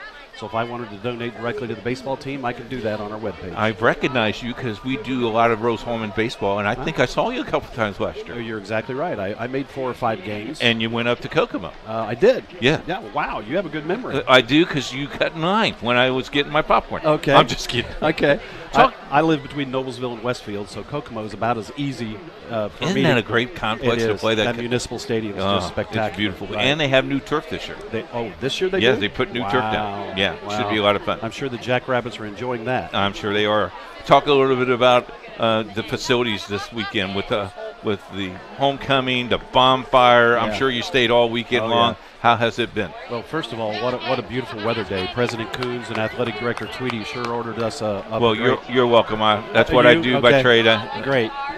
So I got on campus Thursday afternoon to help set up for the golf outing. We have an alumni golf outing Friday morning. That's our major fundraiser for the year for the Varsity R Club. Okay, we have 2 sites, Terre Haute Country Club and Idle Creek. We had a total of 38 golf groups play this year. That's a record for us. We're trying to sell out both golf groups, both golf sites next year. So, folks, if you want to play some golf on homecoming weekend, sign up, come out and play with us. So we did the golf outing. After that, it was last night I went to my 40th reunion. That was a lot of fun. Then I came out here for the bonfire and the drone show. Folks, if you haven't seen the drone show, it's amazing. It is on YouTube. I do believe they filmed it this year. It's amazing. You got to see it. So then I was out here bright and early setting up for the VRC tent. That's our other major fundraiser. We have it down in the west end zone, and we have silent auction items. So we raise some funds that way too. And then I'm going tonight to the Rose-Hulman 150 Sesquicentennial Gala, a black tie optional, which is pretty fancy for Terre Haute. I know Troy dressed for it today. There you go. You notice his tux. There you go. In a booth today. I refused to buy a tux, but I did go out and do something very uncharacteristic of me. I bought a dinner jacket. Wow. So I'm going to be in a dinner jacket tonight. So yeah, just a great weekend. Well, if it's free dinner, Troy's going to be there. Well, it wasn't free. You have to buy your ticket. And okay? I'm sorry, SRN did not put that on your expense. Right. You can't expense that, right? Yeah. So it's been a spectacular weekend. You can see the crowd. It's just a great crowd. As we talked about coming in, our Uber driver dropped us off, and security's going, and it's like, hey, we're okay, and then says you've got to leave. So, yeah. Talk a little bit about how working with Tweedy and that group. They're great people to work with. Mm-hmm. Talk about the day in and day out. If they need a need, you feel it pretty much try to fill that need. That's exactly for the application of our funds. AD Tweedy will bring us. Hey, the tennis team needs a new tennis racket stringer. Phenomenal. Those kids needed that. And that wasn't much money. The other projects that we've funded, the baseball field, the fencing, the netting project at the baseball field, softball and baseball. Great job. Is brand spanking new. We've done the scoreboard at the varsity gym. Was provided by the Varsity R Club. We put some money into the new turf here on this stadium. We're putting some money into the SRC expansion, and basketball team, we provide some rebounding and shooting machines for them. The softball team's got a hitting machine that we provided for them. So those are the kinds of things. The things that I really enjoy, too, is I love for the specific sports to get what they need, but I love it when we can do something that the general student body also benefits from. Intramurals uses it for just general student body health and wellness. And that's really gratifying to see the entire student body getting to benefit from what we do. Talk about the partnership that we have with you as we develop our HITV. Talk about that partnership that IndianaSRN now is part of the Rose-Hulman group with the network. Talk a little bit about that. I'm not real informed on that, so I'm not sure I can help you much with that. Okay, so but we, the connections that we make and just the fact that we're streaming these games is just phenomenal.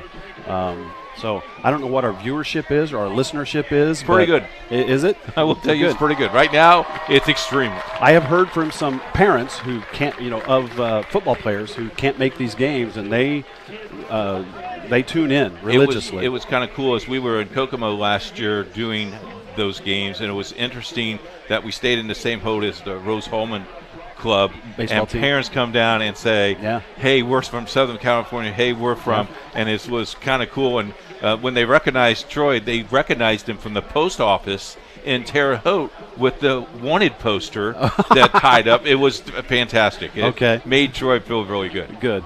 Well, I have watched some of the baseball broadcasts because, again, it's an hour and 45 minutes for me to get down here to Terre Haute. That's a little bit far. But if they get to Anderson, they get to Kokomo, they get to Franklin, I'll go see them. Otherwise, I'll, pull up the stream and catch a few innings and see how the team's doing. We thank you that you watch. Again, tell us how people can help you. As he drinks some water, that's my fault. I'm sorry about that. No, that's okay. Go to the Rose-Hulman website. The athletics page. Click on the Varsity R Club tab, and you'll have various options to donate. Again, either to specific sports or to the Varsity R Club. I assure you, the Varsity R Club, for the funds that we get, we look at the best projects that can benefit the most people, and we do appreciate all of our donors and supporters. And please, I was walking around campus this weekend going, that'd be a nice project to do. That'd be a nice project to do. Well, we got to get the funds to do it. So AD Tweedy does a great job, but she needs the help, and that's what we're all about, the Varsity R Club. We thank you very much for your time. Thanks for having me. We'll take a break. When we come back, a lot more for you here at halftime.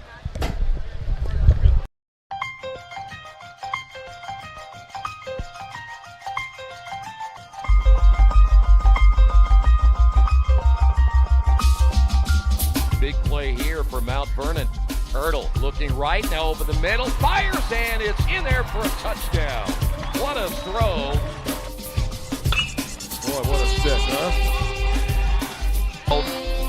Side out, back to the middle, and guess what? You want a point on the other side, you go to Taylor Lewis. Here's Freeman. Has an opening shot. Score! Stafford around a screen. Skip pass. Mays with 3. Mays drive. Floater up and in at the horn. Hand off, and nice hole over the near side. 40, 35, 30. Block to the outside. 20, 15, 10, 5, and touchdown. And that's a big one right there. And finally, somebody gets on the board.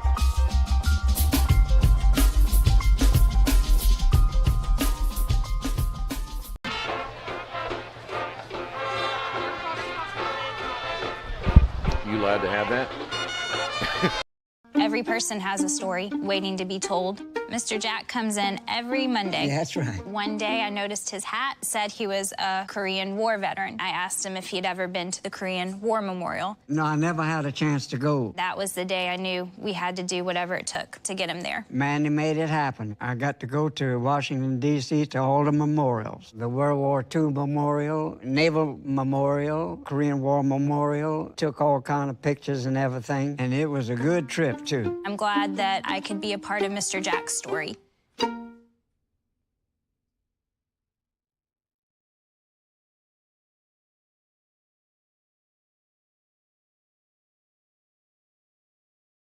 We encourage you to follow us on Twitter at IndianaSRN. Find upcoming games, video highlights, and much more. Follow us now at IndianaSRN. We encourage you to follow us on Twitter at IndianaSRN. Find upcoming games, video highlights, and much more. Follow us now at IndianaSRN. Back once again here at Rose-Hulman. Halftime score, 14-6. Great to have you with us on a beautiful afternoon here in Terre Haute. Let's go ahead and give you the first half numbers. We'll start with the visiting team, Franklin. They ended up with 11 first downs in the first half. 25 carries, 120 yards on the ground. 79 yards in the air on 8 of 12 passing, so 199 yards of total offense in the first half.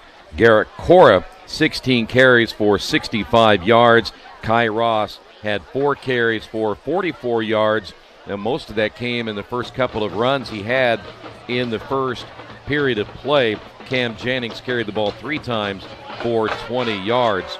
Owen Wright ended up with 3 receptions and 36 yards.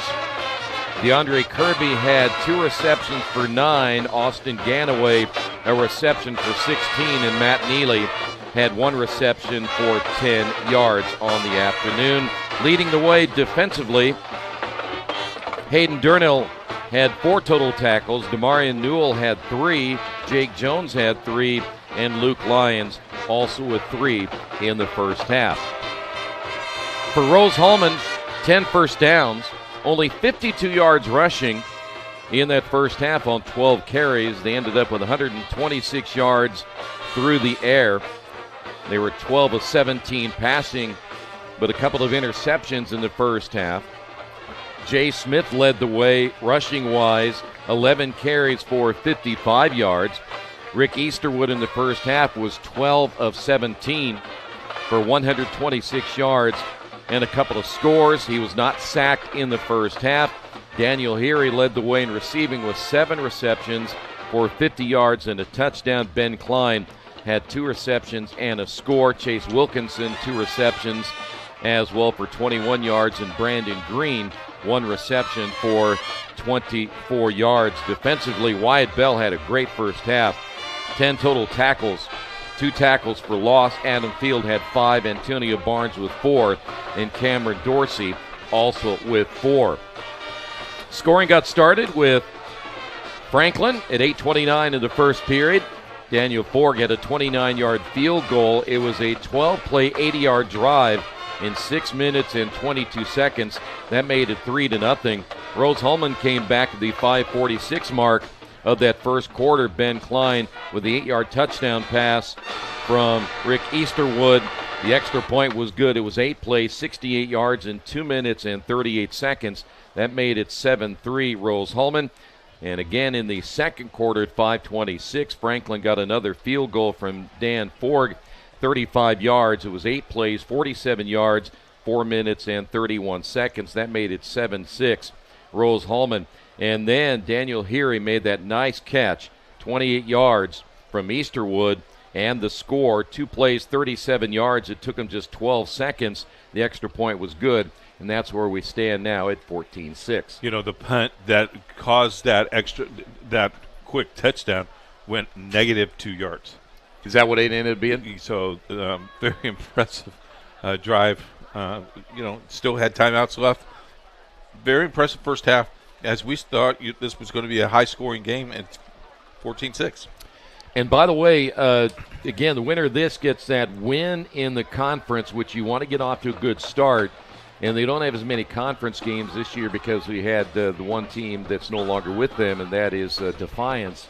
So there are only 7 conference games, so that gives you an idea of how important every game is. And at the end of the year, you win the conference, you get to go to the playoffs. Second place has the option to go to the bowl game, the first bowl game that the HCAC will have an opportunity to go to that bowl game. And so, by the way, if you don't get invited to the NCAA tournament, then that is the option, right? Yes, the bowl game. That is the option. Yeah, that'll be nice for all the players and everybody. So. We'll have a lot more information about that coming your way as the season progresses. A lot of things that we have to understand before we can really kind of speak about it. But I will tell you this, a lot of people looking forward to that bowl game. All right, tell you what we'll do. We'll take a quick timeout. When we come back, the second half is coming up right here on HCAC.tv.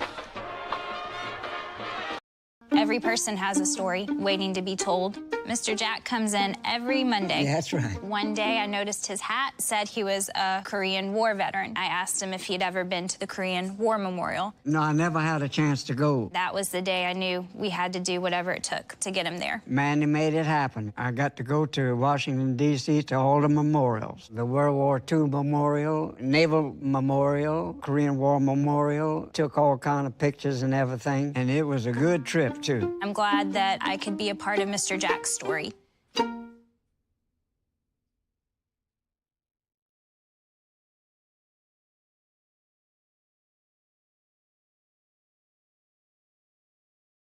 We encourage you to follow us on Twitter at IndianaSRN. Find upcoming games, video highlights, and much more. Follow us now at IndianaSRN. We encourage you to follow us on Twitter at IndianaSRN. Find upcoming games, video highlights, and much more. Follow us now at IndianaSRN. Back once again here at Rose-Hulman.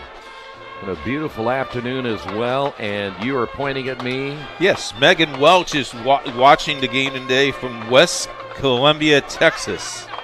Thank you, Megan. Appreciate it. Christopher Carson is watching the homecoming as well. Mrs. Silva is watching the game from California. And I'm assuming she must be the mother of Elijah. I would assume that. Yeah. And Tony Carter is watching the game today. So fine folks checking in. If you would like to check in, you can do that at IndianaSRN on X, or what we call Twitter. Twitter. Yes. Yes. I think they're trying to transition to just say X now. So It will always be Twitter in my heart. I know it will be. Okay. You were kind of a innovator of that Twitter thing when it came out. So well, I was. They called me Tweety back in the day. They did. You were Tweety. Yeah. Yeah. All right. Second half. What do we expect? I think we may get some more offense. I'm hoping that we get more offense. If you're Franklin, you need to get a 3 and out for Rose-Hulman, and you need to just go and reestablish what you did in the first half. Because in the first half, you really look at it, they should be up in this game. A lot of opportunities slipped through their hands. Yeah, their first 2 possessions ended up coming away with only 3 points.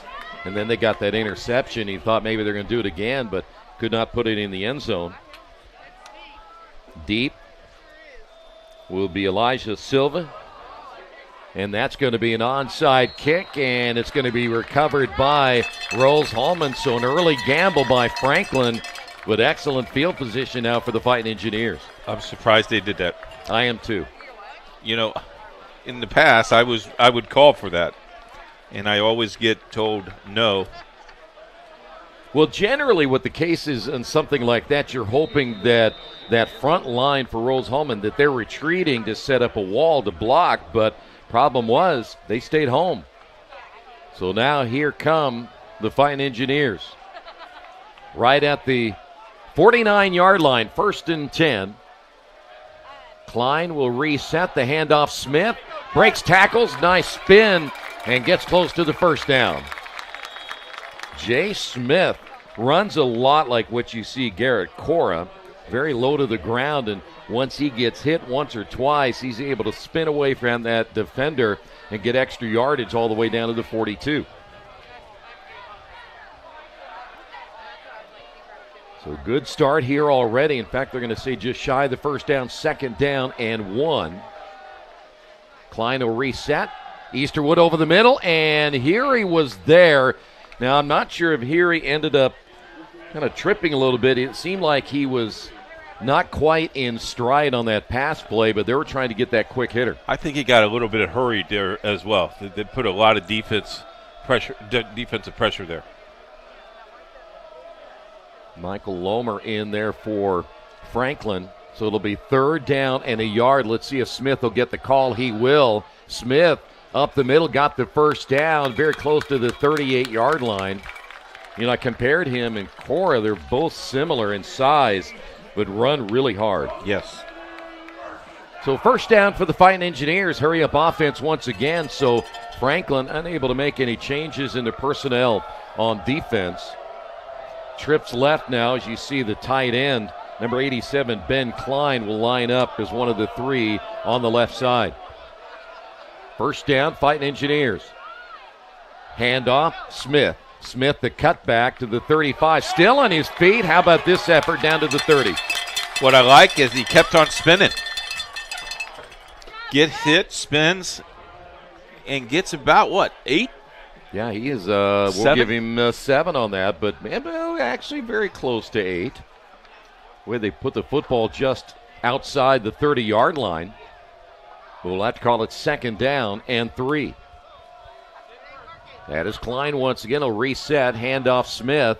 Smith over the left side takes an early hit. Still, one thing about running backs like Jay Smith, and we got a player down. You think about Jay Smith and Garrett Cora, these guys, once they get hit, and they're not big running backs, but they get hit and they've known enough to know, I'm going to keep those legs turning. They absorb the hit really well. They do. Keegan O'Neill was on the tackle that time for Franklin. 3rd down and 1. Here's Smith again, takes the hit. Let's see if he got enough. I don't think he did. That was great defensive effort there by Devontae Brown, the one defensive end that really has played impact here today on the running attack, and he got behind the running back and pulled him back, so it's going to be 4th down and 1. Boy, if you're going to run the football today, at least now in the last quarter or so, you're really having to earn your yardage, and Franklin's going to call a defensive timeout for the 2nd time today. 12:06 to go in the 3rd, 14-6 Rose-Hulman.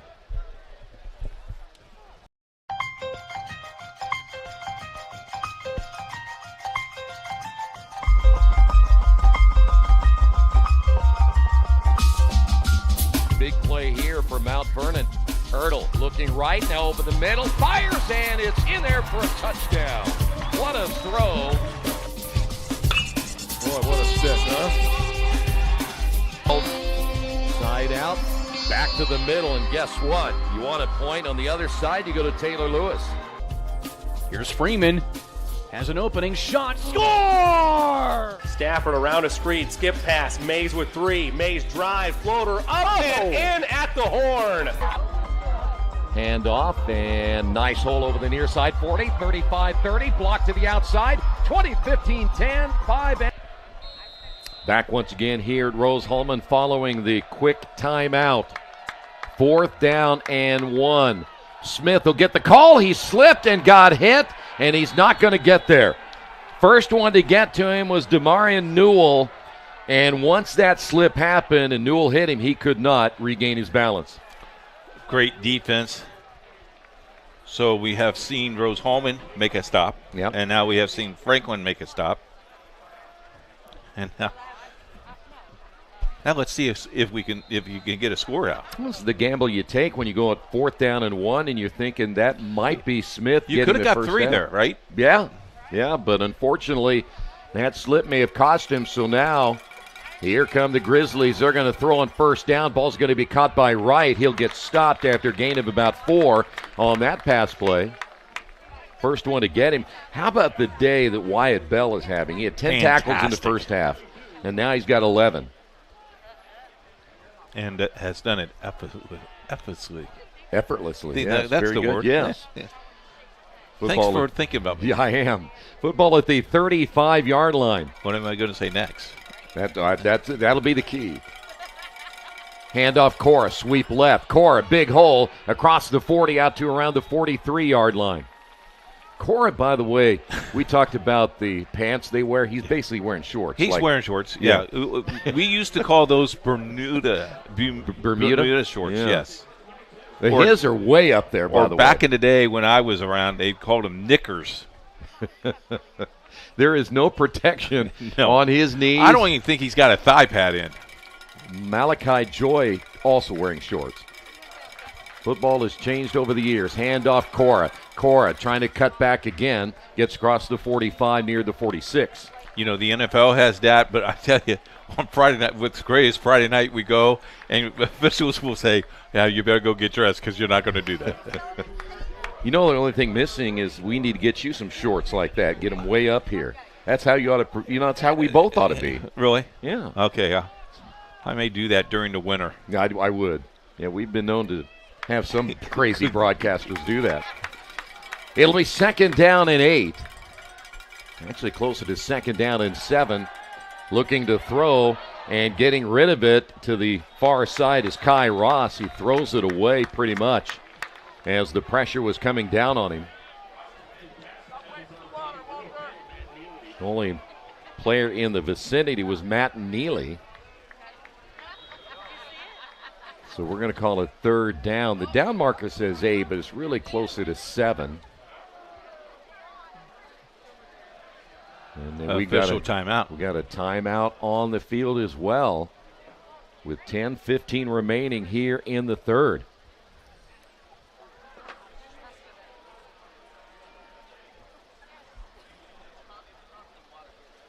Interested to see why the timeout. I got an injury. There he is.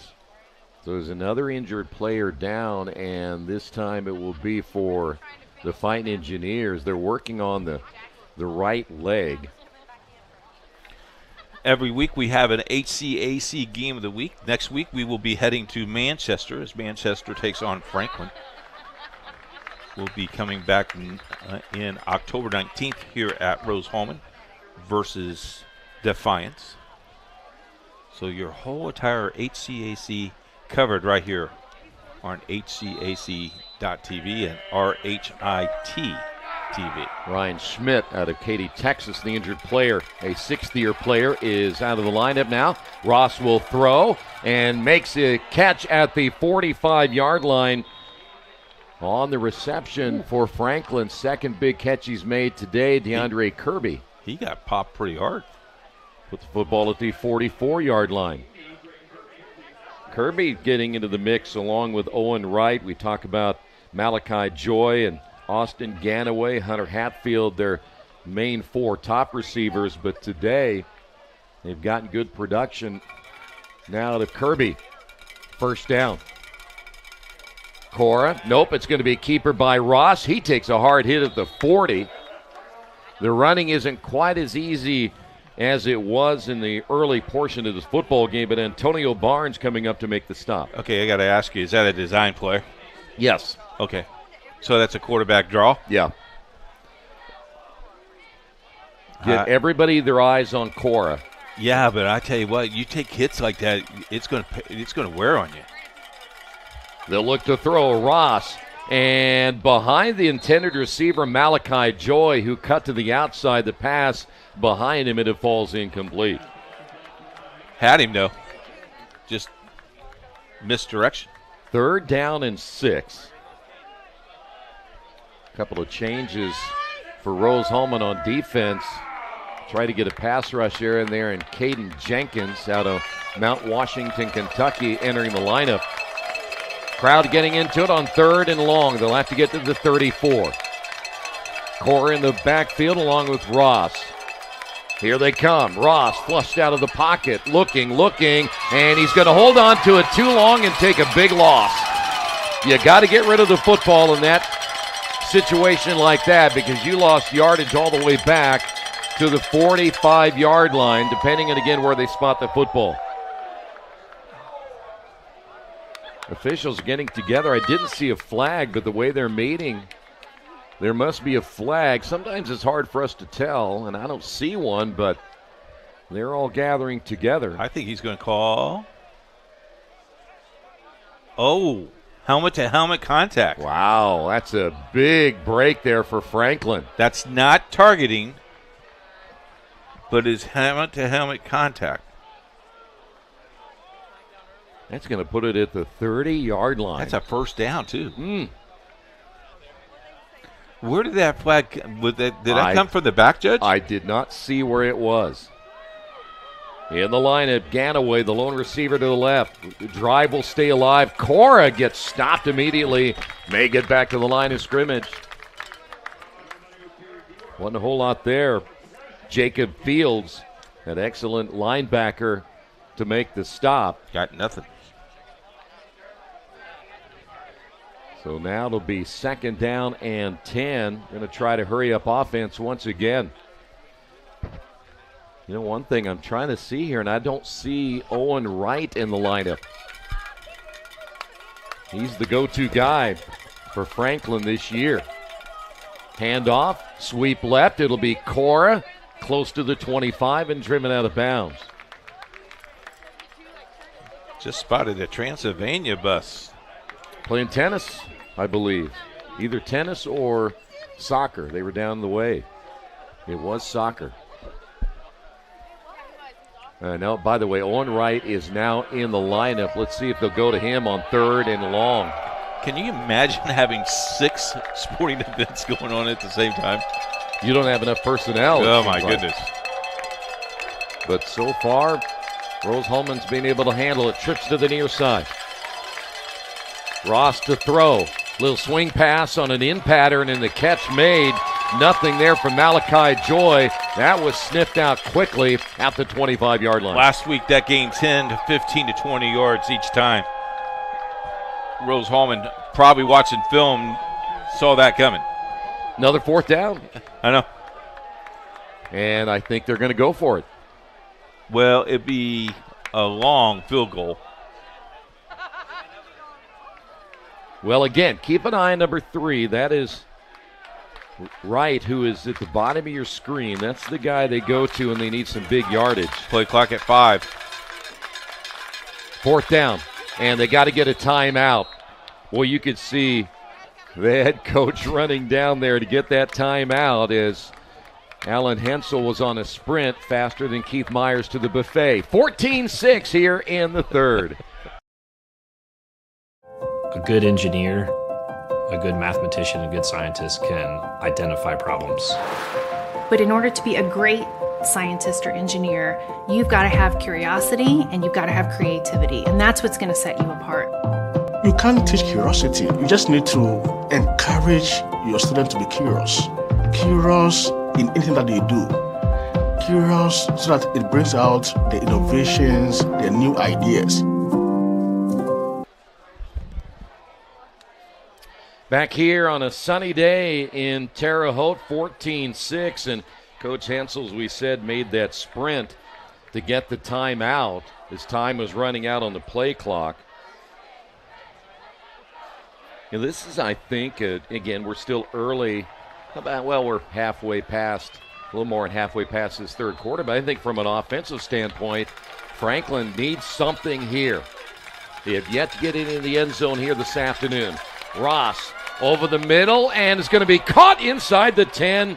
Great catch, Owen Wright, and we just talked about him being the go-to guy, and guess what? They are in the red zone. They are in the Old National Bank red zone. Old National Bank wants to be your bank for life. Old National Bank of Terre Haute. How about Owen Wright and his ability to make big catches? And he got a big one there down to the 5-yard line. Had the guy wrapped around his waist, too. Boy, he is on his way to being an all-conference performer this season. First and goal now for Franklin. Trying to get their first touchdown. Here is Garrett Cora, and he'll walk in from 5 yards out and put 6 on the board for the Grizzlies. They're going to go for 2, I am sure of that. Try to tie this football game. There's a little undecision or undeciding factor here is what they're going to do. Nobody really knows yet. As you see about 4 coaches out on the field kind of directing traffic there for Franklin. And they're going to place the football on the hash mark to the left. So they will go for 2 here.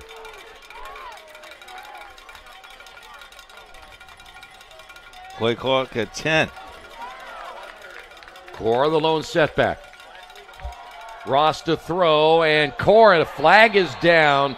Cora coming out of the backfield to make the catch, but that's going to go against Franklin. I think you got a legal formation. Well, there was a lot of indecision there, Coach, on what they were going to do, and I think that caused some confusion on what they were going to, what package they might run on this 2-point conversion attempt, and it was just not clean from the very beginning.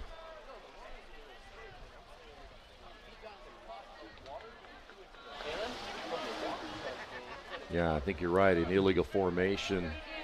Oh, and offsides against Rose-Hulman. So it's offsetting. That was the official you saw in the elevator, the referee there. Mr. Tom. Yeah. Jason Ferguson tells me he's the second best official in the Ferguson's HCAC. number 1. Oh, yeah. So we're going to do it again. We call this a mulligan. I play that a lot on my golf game. I know you do. That's your main source, and everything you do is a mulligan there. The only name I know is mulligan. Mulligan.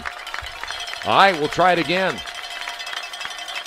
Ross looking to his right, same play. Ball's going to be caught, and then Wright drops it. He recovered it in the end zone. but now there's some discussion. It is good. They're going to say he crossed the line, and we got an unsportsmanlike flag now thrown against Wyatt Bell.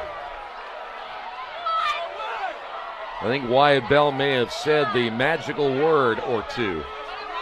So the 2-point conversion is good. Let's wait here for a moment and kind of let them sort this out. But that's tough right there for Rose-Hulman. Take a look at this again. He makes the catch, turn. The thing is, you got to make a football move, and I don't think that one was close enough. And a lot of the fans are pointing up to the replay board that you just saw. And then take another look at this right here. You can see it. Okay. Unless he ruled he was on the goal line, then lost the ball, it's a 2-point conversion.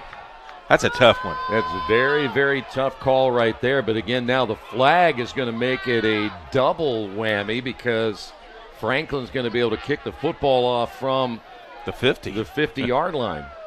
And we got a tie score at 14. Is there any way we could see that one more time? The 2-point conversion that was from the end zone ruled. I don't care which one you see. I'm just trying to see if I can. All right, did he? There's the end zone. All right, he makes the catch and he dropped it. So, but the question is, did he get the football over the line before he dropped it? Yeah.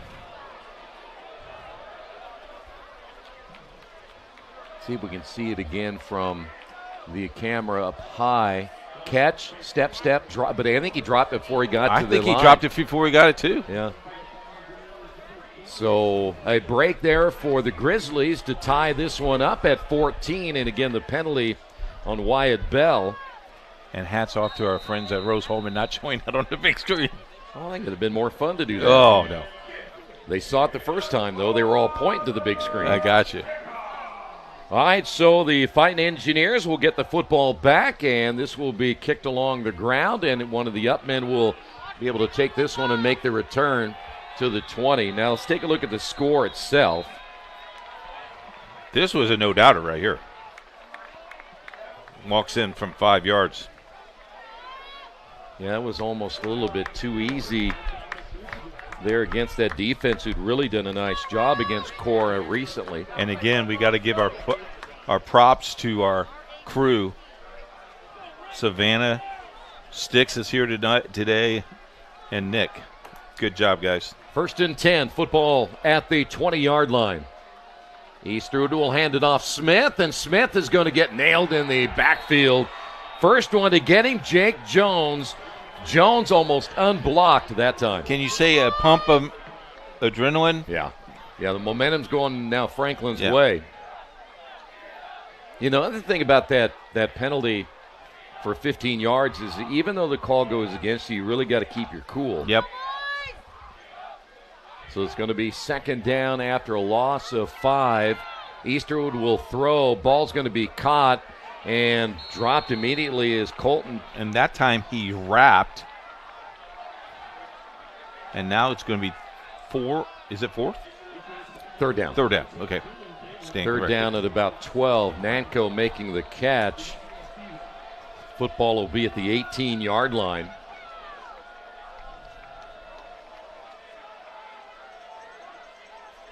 So trips, stack, trips to the right.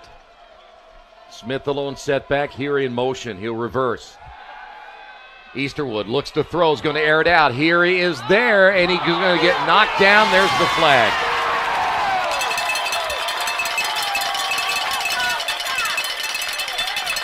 Okay, Troy. I got to say something here. I think he tripped over the feet. He did. Their feet got tangled. I don't know if that. I think he did. Take another look at it from the end zone. Right. Well, oh, no, he pushed him to the back. Okay. It was a trip, but he pushed him first. Yeah, he pushed him to the good call. Great call, officials. Yeah. That's why we have replay. Yep. And I got a mulligan. Yes, you did.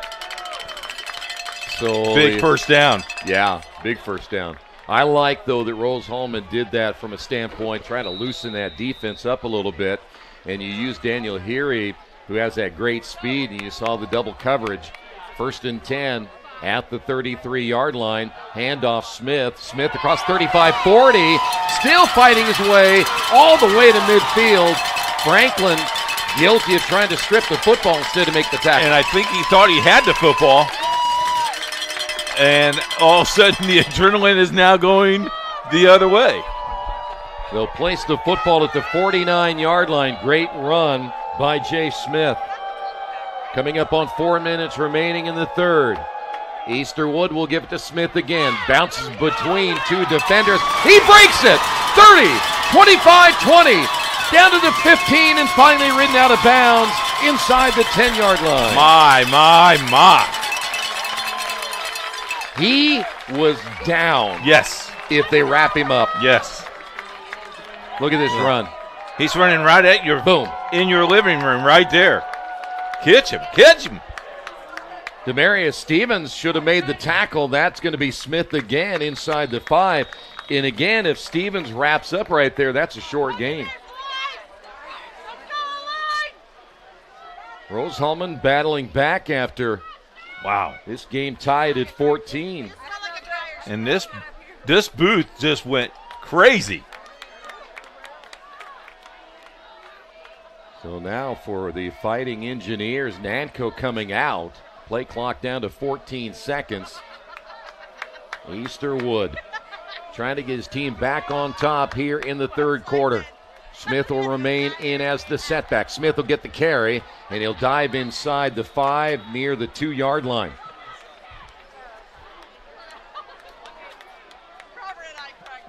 Franklin in there, number 97, Brock Thurman, the senior out of Washington, Indiana. 3rd and 3 here. Quickly to the line of scrimmage. Change the play. Smith will stay in just to the left of Easterwood. Smith, the carry, over the right side into the end zone for the score from 2 yards out.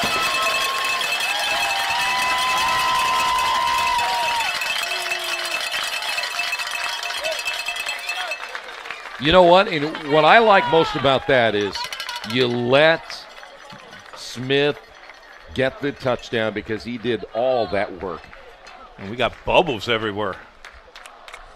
Well, they did Saturday, and they do run a lot of Lawrence Welk reruns. Oh, do they? Okay, thanks. On PBS.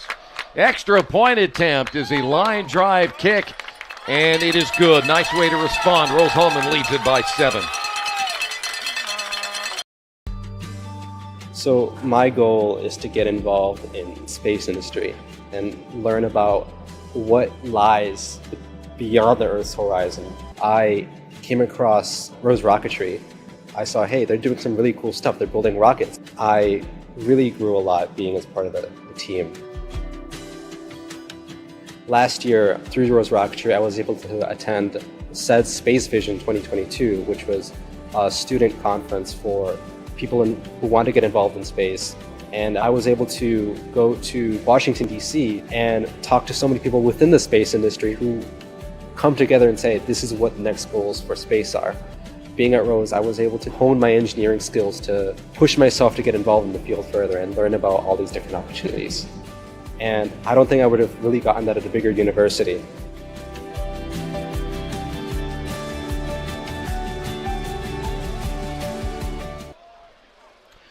Boy, what a game we've had here. 21-14 is Rose-Hulman after the Grizzlies tie the football game at 14. Able to march down the field thanks to the running of Jay Smith, who just had an excellent series. Wilkins and McElfresh are deep. Now for Franklin.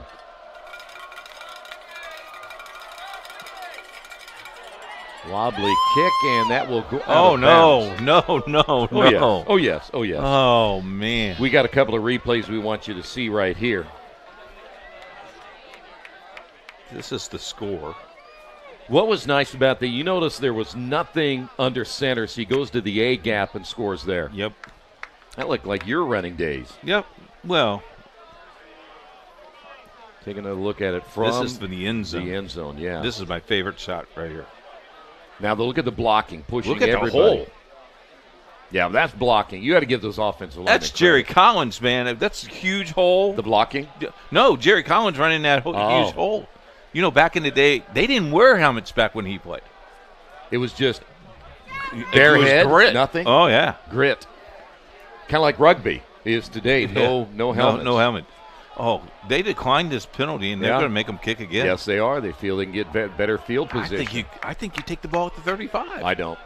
I'm going to make you kick it again. Okay. I want to get my guys on a return because I think you're going to get past the 35 on this. Okay. Let's see. So once again, McElfresh is deep. Wilkins deep as well. There will be a return. Wilkins across the 25, out to the 30. They should have taken it to the 35. I'm glad you're with me. I am. I'm on your side. Are you with me? Are you against me? Are you with me? It depends on my mood. I got you. And my mother was the same way. You know, it just kind of depends on her mood. All right, 1st and 10 at the 30. 2:42 remaining here in the third quarter. Fans here get a chance to see the replay on the scoreboard. Kind of nice to look back on some of the plays that are happening as Kai Ross will bring his offense back out on the field. And on the carry and getting stuffed was Cam Jennings. And Rose-Hulman has a player down, and he went down immediately. Watch this. There is nowhere to go for Jennings. Well, they filled all the gaps. And then they stepped on the guy's hand. Well, the trainer's out checking the injured player. We cannot see who it is. We talked about trainers and how important they are. You know, back in the day, again, we didn't have many trainers.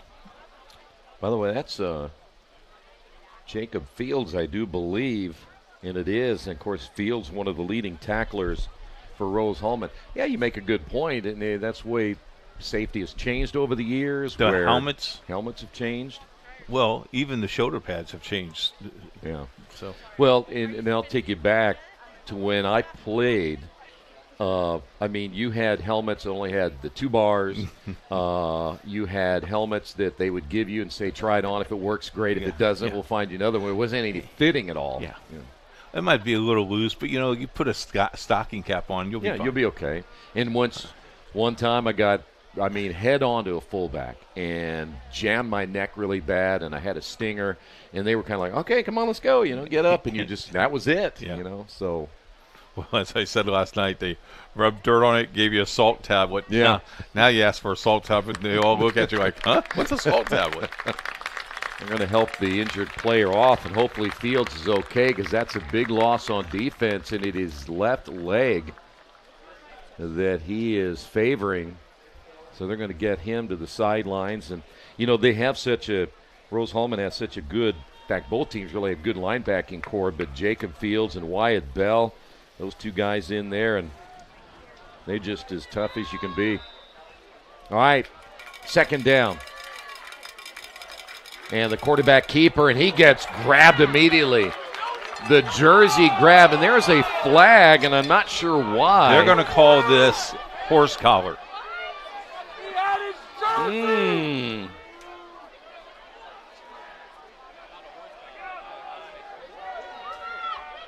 Gavin Gross there to make the tackle. I thought he had all jersey as well.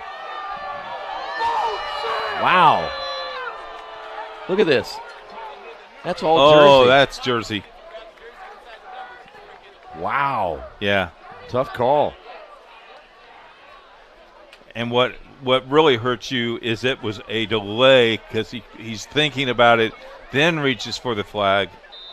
The officials are working hard, and they're trying to make this as fair as possible, but I think that one they blew. So, 1st down. Jennings will stay in. Ross to throw, looking left, now right, ball in the air. Double coverage on the near side. pass was intended for Owen Wright. Nowhere to go as one of those players there was Adam Field. Also Cameron Dorsey there for the Fighting Engineers. Jeremiah Winks gets that ball, number 61, and passes it to the official and then does the Hulk Hogan pump. Had to mention him. I feel bad for Gavin Gross as he has come out of the lineup, but boy, again, just a grab of the jersey cost him a penalty. Handoff Jennings. Jennings, nowhere to go. Gets hit the first time and finally brought down. First one nearly to wrap him up was number 34, Gabe Adams. You know who we haven't seen? Cora. Yeah, Cora's been out for a while. So now it's going to be third as the football placed at the 44-yard line. They have to get to the 45 of Rose-Hulman as we're down to the last minute 30. Big third and long. Cora, by the way, back in. Ross steps up, has running room at the 50, trying to get to that first down marker, and he's going to be a little bit short at the 46-yard line. Yeah, you go for it here. Well, they had the last. Oh, no, they gave him the first down. No, they did not. Okay, no. Okay. Whew. Be 4th and 1. Well, they've gone for it on 4th down every time here in this second half. Play clock at 19. See if it'll be Owen Wright again.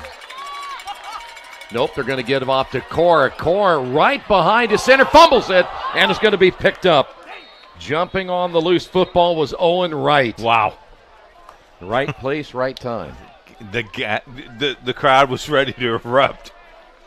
You know what was funny about that? Ethan Corwin was in front of Cora, and Cora just basically runs him over as you see the fumble recovery there. But Cora's right behind him and basically said, get out of my way. They are punching the ball quickly. Yeah. Could be the final play of this third quarter. They will have to get the play off, and it'll be Cora over the left side, takes the hit at the line of scrimmage and actually battles ahead to get a couple of yards out of it. Great effort again by Garrett Cora, and we have come to the end of the third quarter. Fighting Engineers lead it on this homecoming Saturday, 21-14.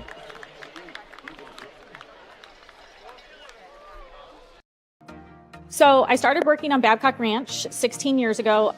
We designed a sustainable community that is also storm resilient, and also it has a ton of flood control associated with it. It has 75 megawatt solar facilities on site, which will cover the entire 18,000 acre community. In September of 2022, we had Hurricane Ian. We had 150 mile an hour sustained winds for about 10 hours and 21 inches of rain. Babcock really had little to no damage at all. We were the only place in a 2-county area that had any electric or any available drinking water that did not need to be boiled. And Rose really prepares you to go out, think outside the box, and problem solve. And I think for any major at Rose-Hulman, that's what you're getting. You have the ability to go out and create something new and innovate and change the way that we live as humans today.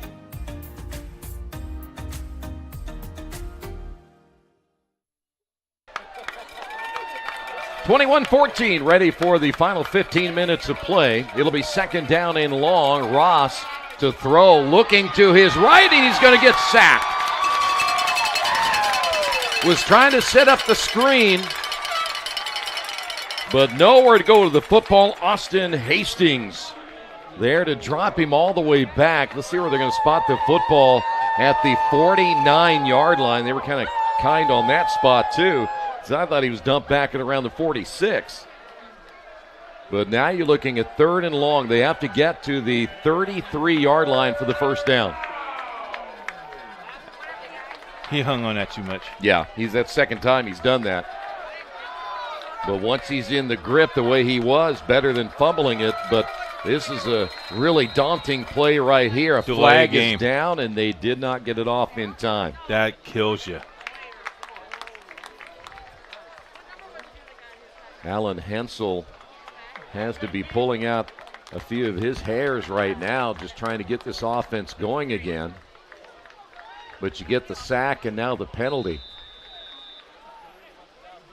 Cora will stay in. Kai Ross. 3rd and 23. What do you got up your sleeve? Hopefully something good if you're the Franklin Grizzlies. Ross, he's got running room, then throws it at the last second, and how about the recovery? Yes! Able to knock it down for an incomplete pass. That was Jackson Naveau out of Tell City, Indiana, and great recovery, turned around just in time. Wow, big play. If he doesn't, that's a 6 right that's there. That's 6, yes, sir. Now, the last punt you punted went negative 2 yards. Here is deep. Silva is deep. A short, wobbly punt. Lands inside the 30. Silva's going to grab it and then run out of bounds. Get about 3 to 4 yards on the return. Take another look at this great Look at play. this crazy play. I mean, he's beat 2 steps. Yeah. Well, and here's the other thing. That ball is not underthrown. Lead him a little bit stride, more. you got it. Yeah. Yep. Well, do you have a 13-minute drive?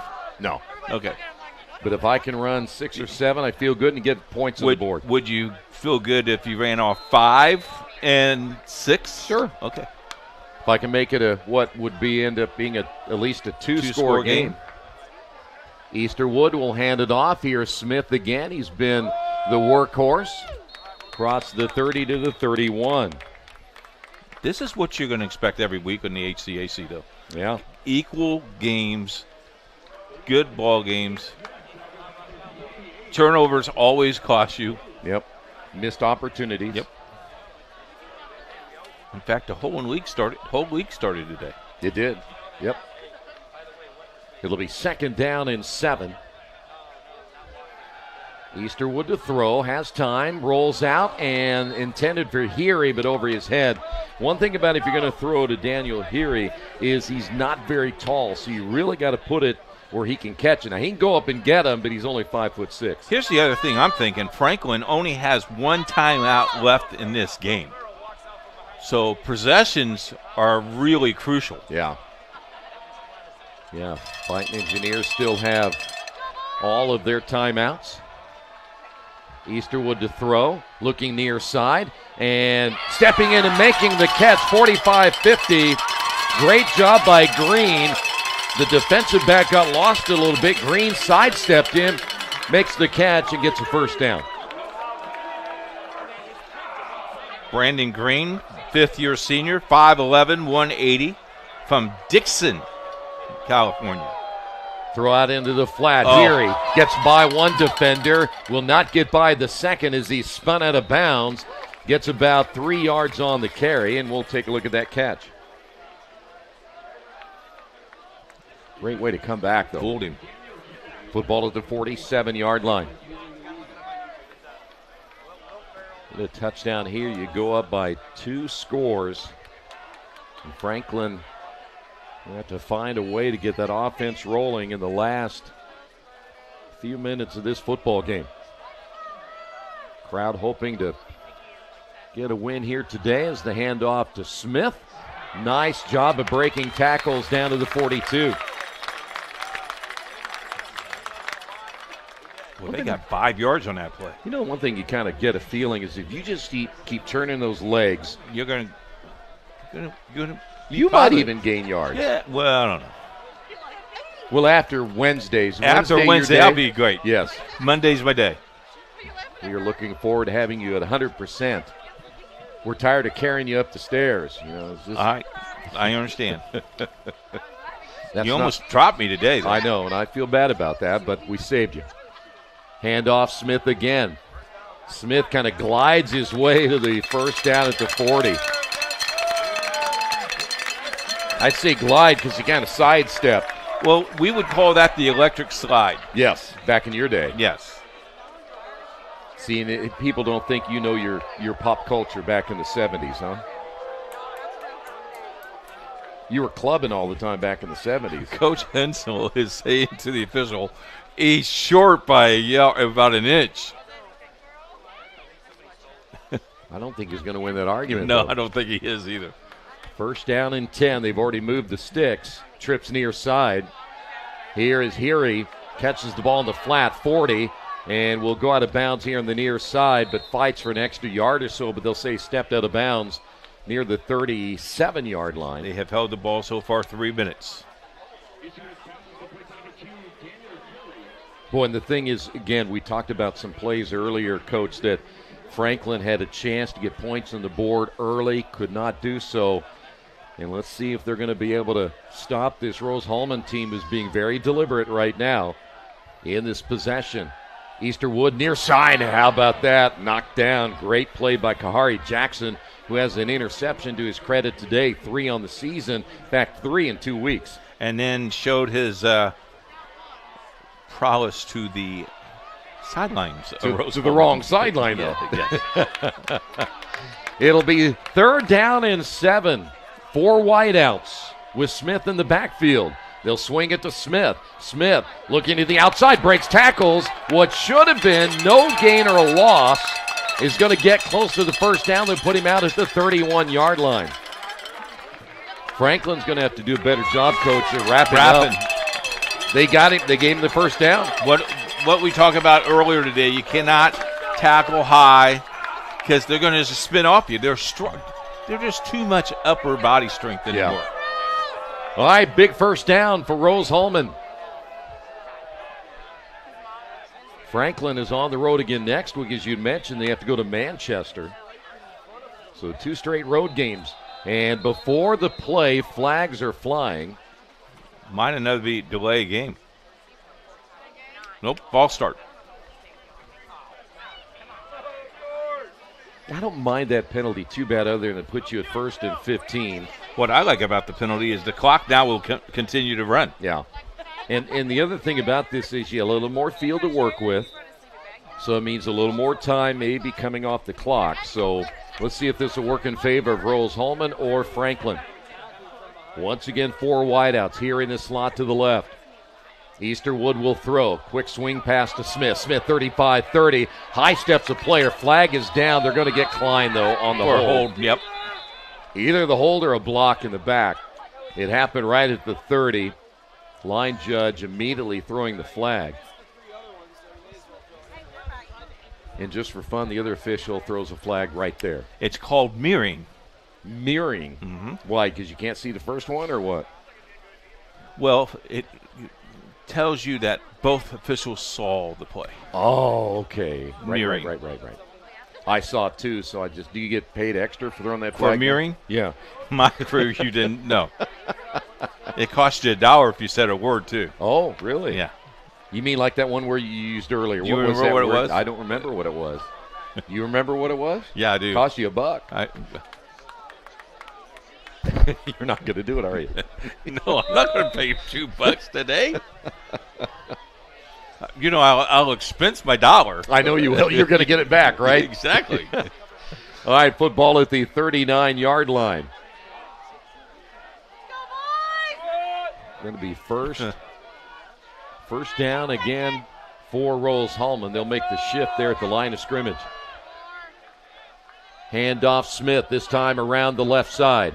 Smith cutting back, gets some nice yardage out of this run.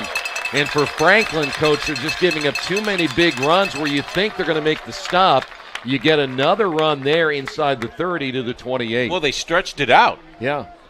And you would think that maybe, just maybe, your defense would actually make that shift to that side and get the stop, but Franklin's been a step or two late. Second down, 8:50 left. It's getting close. Score here, I think it might. It could be over, yeah. Unless Franklin can get some points on the board quickly. Here's Smith again, and they're going to be content and should be with running the football down to the 25-yard line. Jay Smith is definitely going to need a ice bath. Yes. Afterwards. He's going to get him a masseuse too. As Jerry remember those old ice baths? Oh yeah. Yeah. The trainer would say, And just in 10, 15 minutes, you're purple. Come back and check on you and you're numb. My. There is no way I could sit in that thing that long. 3rd down and 6. And again, with that play clock running down, they can run a lot of time off of this. Would be big if they get a 1st down here. They could snap this at 4 seconds and be at 7:55. Easterwood will fake the handoff. Throws over the middle. Here he is there and can't get to it. Fans thought maybe there was some contact again early by Demarius Stevens, but it falls incomplete. And the one thing about this, your 4th down, you're not going to try a field goal. Might be a little bit too long, I would think, at this stage, but why not go for it again, right? Yep, you're right. Your defense has played well, and I say that, and here comes the kicking Here unit. comes the kicking team. Demarius, a sophomore, 6 foot, 153 pounds. Second big play he's made today. 42-yard attempt here for Rehberg. No win. Brock Ebright is the holder, and before the kick, and he missed it, by the way, timeout by Rose-Hulman. 7:52 remaining in this one. Fighting Engineers lead it by 7. We're doing things so quickly. A lot of times we know that we need help. So our professors all know us by name. Basically, everybody knows everybody here. That one-on-one personal connection you're getting with the faculty, you don't get that a lot of places. We're not just saying, here, go do this hard project. We are right there with them. We work with them. The faculty are there for you.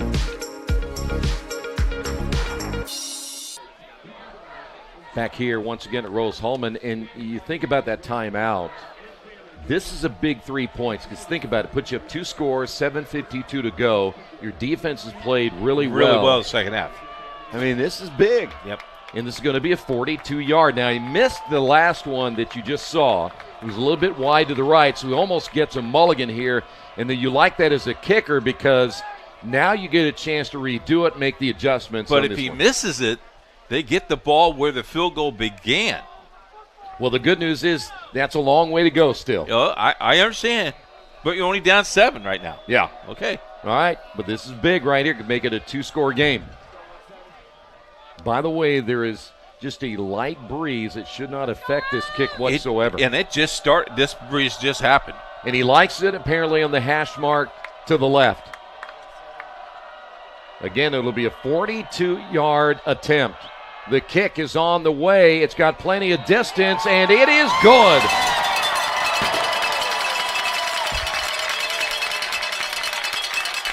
And now it's a 10-point lead, Rose-Hulman.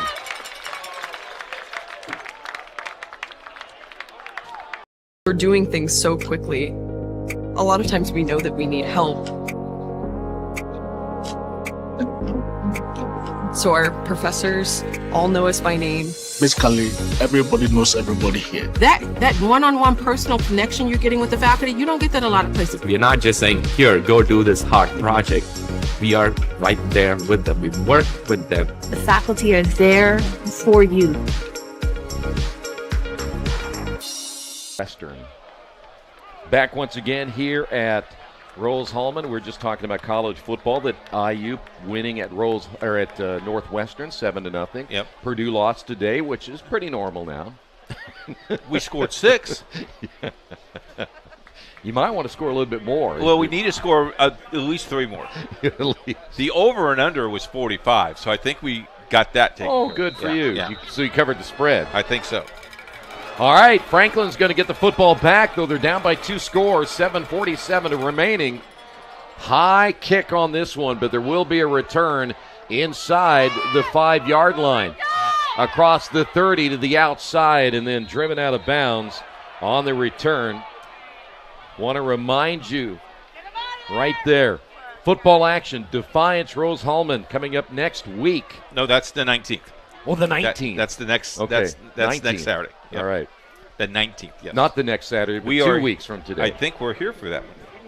Yes. No, we are not. That is the Rose-Hulman game of the week. No. So we're not here? I don't know what we're doing now. I'm confused. Totally. We are here. Sorry. You and I are here? No, we're not here. Jerry's here. Football. Nick's here. Fans at home are going, please. All right, first down, Ross. Going to throw to the 50-yard line. Ball's going to be caught and out of bounds. Nice play. And how about the game today that we have seen out of Kirby, who makes that nice catch and a big first down. He'll put it at the 47-yard line. Clock stops for about 3 seconds, and then we'll rewind. By the way, the Fighting Engineers mascot is here taking pictures. That's kind of reminded me when you came in, people wanted pictures with you. First down and 10. Jennings in the lineup. Jennings will get the call. Jennings brought down at about the 44. See if they spot the football closer to the 45. The interesting thing is you were charging them $2.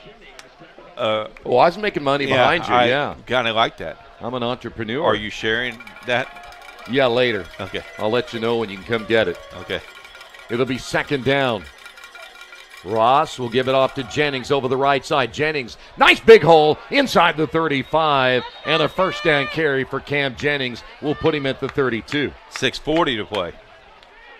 Plenty of time. I'll tell you one thing for sure.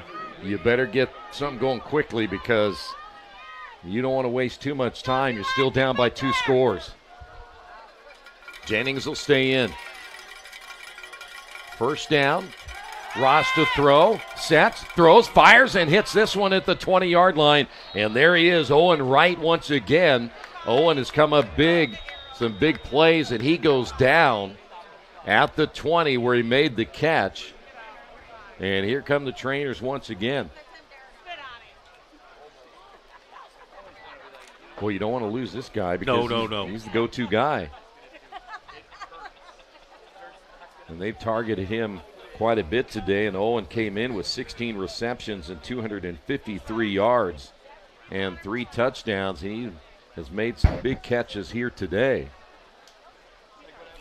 So if you're Franklin, you have 1 timeout left. There's 6:10 left to play in the 4th quarter. Or the coach Pencil came out to check on his. Might have maybe just lost some air. Looked like he might have landed on the football. You have to get a little wind knocked out of him. Yep.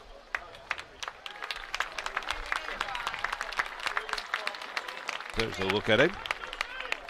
Seems like he's okay. Well, and again, you're going to need him being down by 10. And they are in the Old National Bank red zone. Old National Bank of Terre Haute. They want to be your bank for life. Old National Bank. First down. Ross will pitch it to Cora. Cora tried to high step a defender. Does get inside the 20. Looks like he may be put right down at about the line of scrimmage. Under 6 minutes. I think you need to score at least with 3 minutes left on the clock. Football placed at the 19. Boy, what turned out we thought was going to be a high-scoring game is now a low-scoring contest, and it's been a very good football game today. We've seen a little bit of everything from both sides. Cora, sweep right, the cutback, takes some hard hits, very close to the 16-yard line.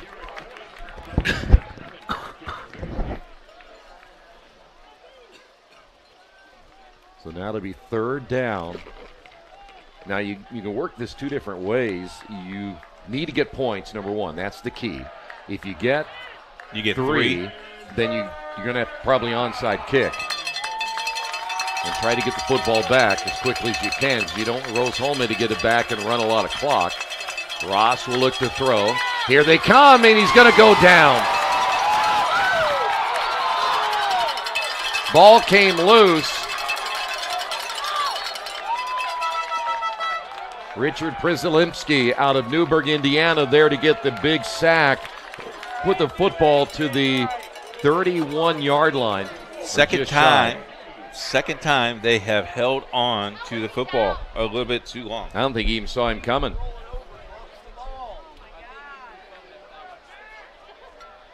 Fourth down. They have to get. They got to get to the 10. Now the sideline marker to the 10-yard line. Ross to the near side. Nobody is there. It was intended for Owen Wright. Unfortunately for the Grizzlies, they cannot convert on 4th down. Rose-Hulman in the last possession and got 3 points. Took 7 minutes off the clock. Yeah. 4:04. Run, baby. Oh, yeah. Franklin only has 1 timeout left. Yeah, if they were to throw the football now, I think all of us would probably jump out of the box. I think so. Football just across the 30, and you know right now the Fighting Engineers will use every bit of that play clock once the game clock gets started. IU still leading Northwestern 7-0. Easterwood hands off to Smith. Smith will get wrangled down at the 34. Timeout, Franklin. And they have to use it now because they know they've got to stop that clock. Problem is, can you stop it enough? It's going to be 2nd down and 8. As Coach had mentioned, next week we will be on the road at Manchester. We'll see this Franklin team once again. We mentioned earlier, and I don't mean to beat a dead horse, but for Coach Alan Hensel, he has not had much luck playing against Rose-Hulman. He'd be 0-5, and they would also, again, fall to 0-1 in the conference. Got to look back again, and you're at some point going to review what happened today and think about those first couple of possessions where they got it inside the 10-yard line and only came away with 3 points.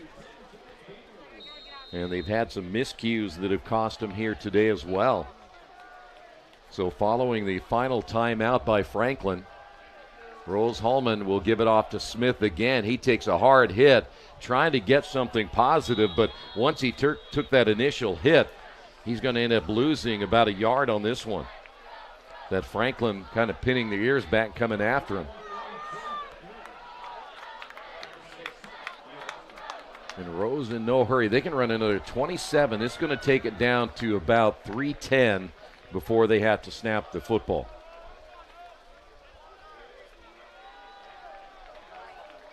You know, if you're Franklin, you're just like, boy, can we just get this football back here?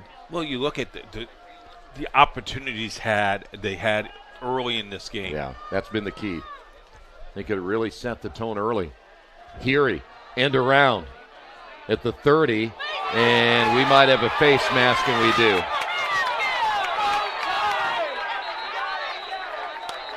The flag came out immediately. I think they got Mikhail Reed.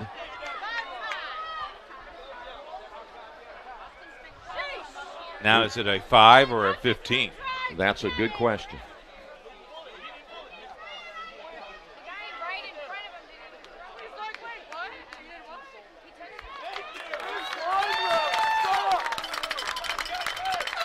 Nonetheless, going to be a first down either way, and it looks like it's going to be a 15-yarder, the good ones. Team in red is pretty happy with that. Yeah, they are. Yeah. We had 3rd and long. Again, we talked about this for Franklin. They've made some mistakes today that have cost them giving up first downs when they may have gotten a stop. So now the football at the 49, and there's nothing Franklin can do. Boy, you're going to run this thing under the 2-minute mark. You are. And there's still 19 on the play clock, and they're going to sit there and wait. Because you can run it down now to 2:15. Just don't be in a hurry. As Easterwood calmly waiting for that clock down to 3. And now they'll snap the football. It'll be Smith. Smith going to get a couple of yards out of this one. And, of course, Franklin doing everything they can to really try to strip the football. They can run this down to the 2-minute warning. Timeout. 2-minute timeout. The Morales. 2-minute timeout. 2-minute timeout. And there it is. All right, 2 minutes remaining. Rose-Hulman leads it by 10.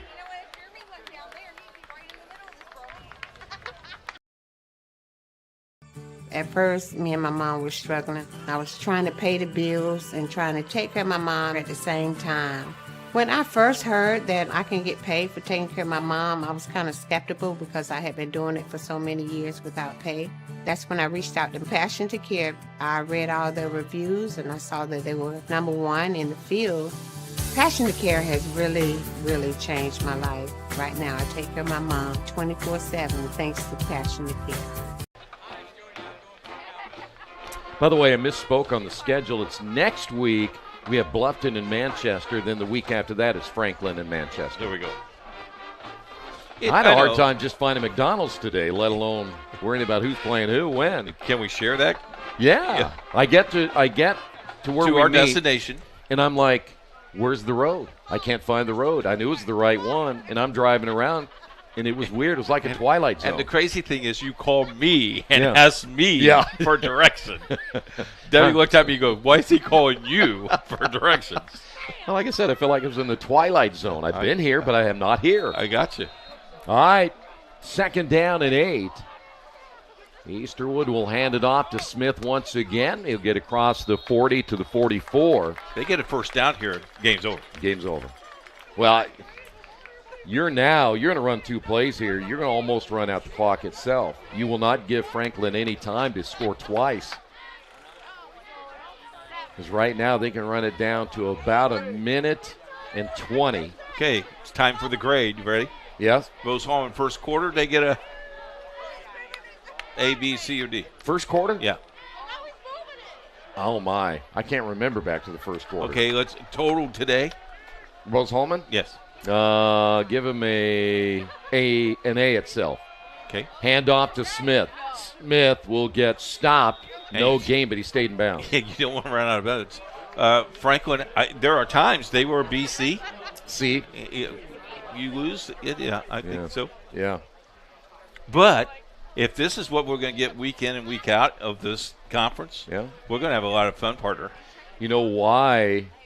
If you think about Rose-Hulman early, Franklin was running the football, and I thought they were going to have just a big day running the football, but they made the adjustments. Yep. And they really stopped Cora pretty much most of the day. Shout out to our production team. Nick Lewis did a great job down on the field. Savannah's always good. Sticks stayed healthy today. And, of course, the guy they called the 1s and 2s, Jerry Collins. Well, they're going to punt the football away, but you're only talking about 33 seconds to get 2 scores. I want to thank our host school, Rose-Hulman as well, the athletic staff, and, of course, Franklin.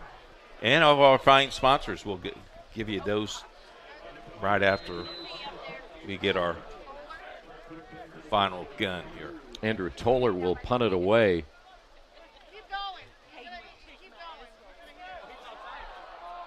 Good protection and a good kick. Be a fair catch, but it's going to go into the end zone for the touchback. 27 seconds remaining.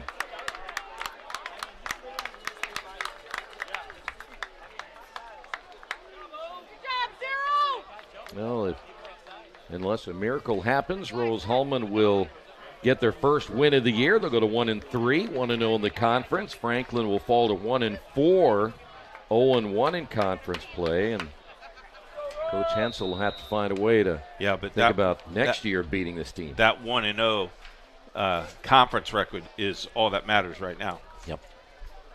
First down, football again at the 20. Trips right. Ross to throw. Over the middle. Ball's going to be caught, then a lateral, and it's going to be intercepted on the pitch. It was a desperation move, but something they had to do. And Jackson Naveau there to pick it off in midair, and the celebration begins here today. And they're going to pick up the win at the 32-yard line. Tell City's happy with Jackson making that. Is that an interception or is that a... that is a fumble. Fumble. The pitch and the catch the opposite way. So now you just kneel on the football. 20 seconds remaining in this one. Franklin had to try something. And unfortunately, they come up short. If you're the Titan Engineers, a happy day on homecoming Saturday. Well, Coach, your final thoughts on this one? I think we thought there was going to be more scoring, 11, but 12, 13. The cannon went off again. I've just gotten players again. I will tell you this: fine ball game, a lot of fun. We enjoy doing these games. If you're Rose-Hulman, man, you have got all these people, and it's a huge crowd. Good win.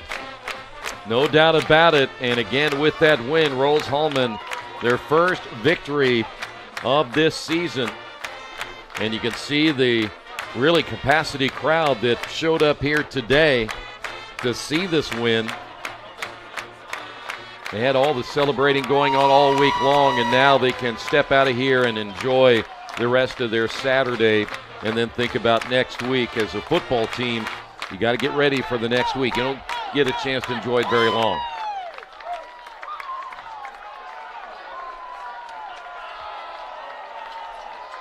There you see the winning team. Look at Coach. Coach is right in the middle of that. Well, I would be too. That big win. Here comes the fight song.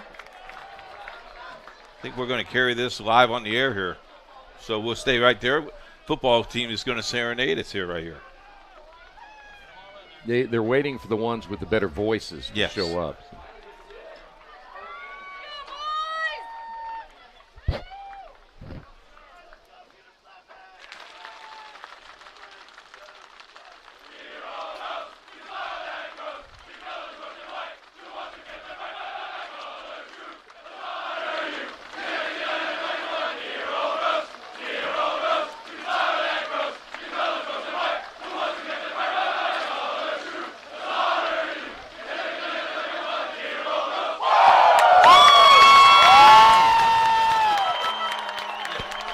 You know, they could probably sing that in practice. It probably does take a little rehearsing. Well, you got 65 players down there got to rehearse. At least 65 players. Of course, I want to thank everybody for being with us today. As you see, all of the people that put this broadcast together, takes quite a team to make this all work. This program, Jerry starts on Wednesday to put this together. Hats off to a great graphic program and Jerry and our crew. Just a great job for this. Thanks to our sponsors as well. Yeah, I want to thank all the fine sponsors here today. They do include our friends at Reynolds Farm Equipment.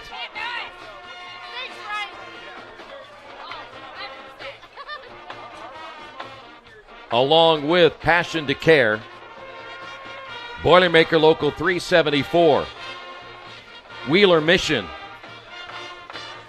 Burtner Electric, the Morales Group, McGinley Wrights Financial, Indiana Laborers District Council, and the Indiana SRN sports page. Well, and the sports page will have all kinds of articles about this game as well. Great homecoming game. Good job, partner. You as well, sir. Thank you, and thanks to the entire crew. And again, thank you for being with us. You see the final score, Rose-Hulman 24, Franklin 14.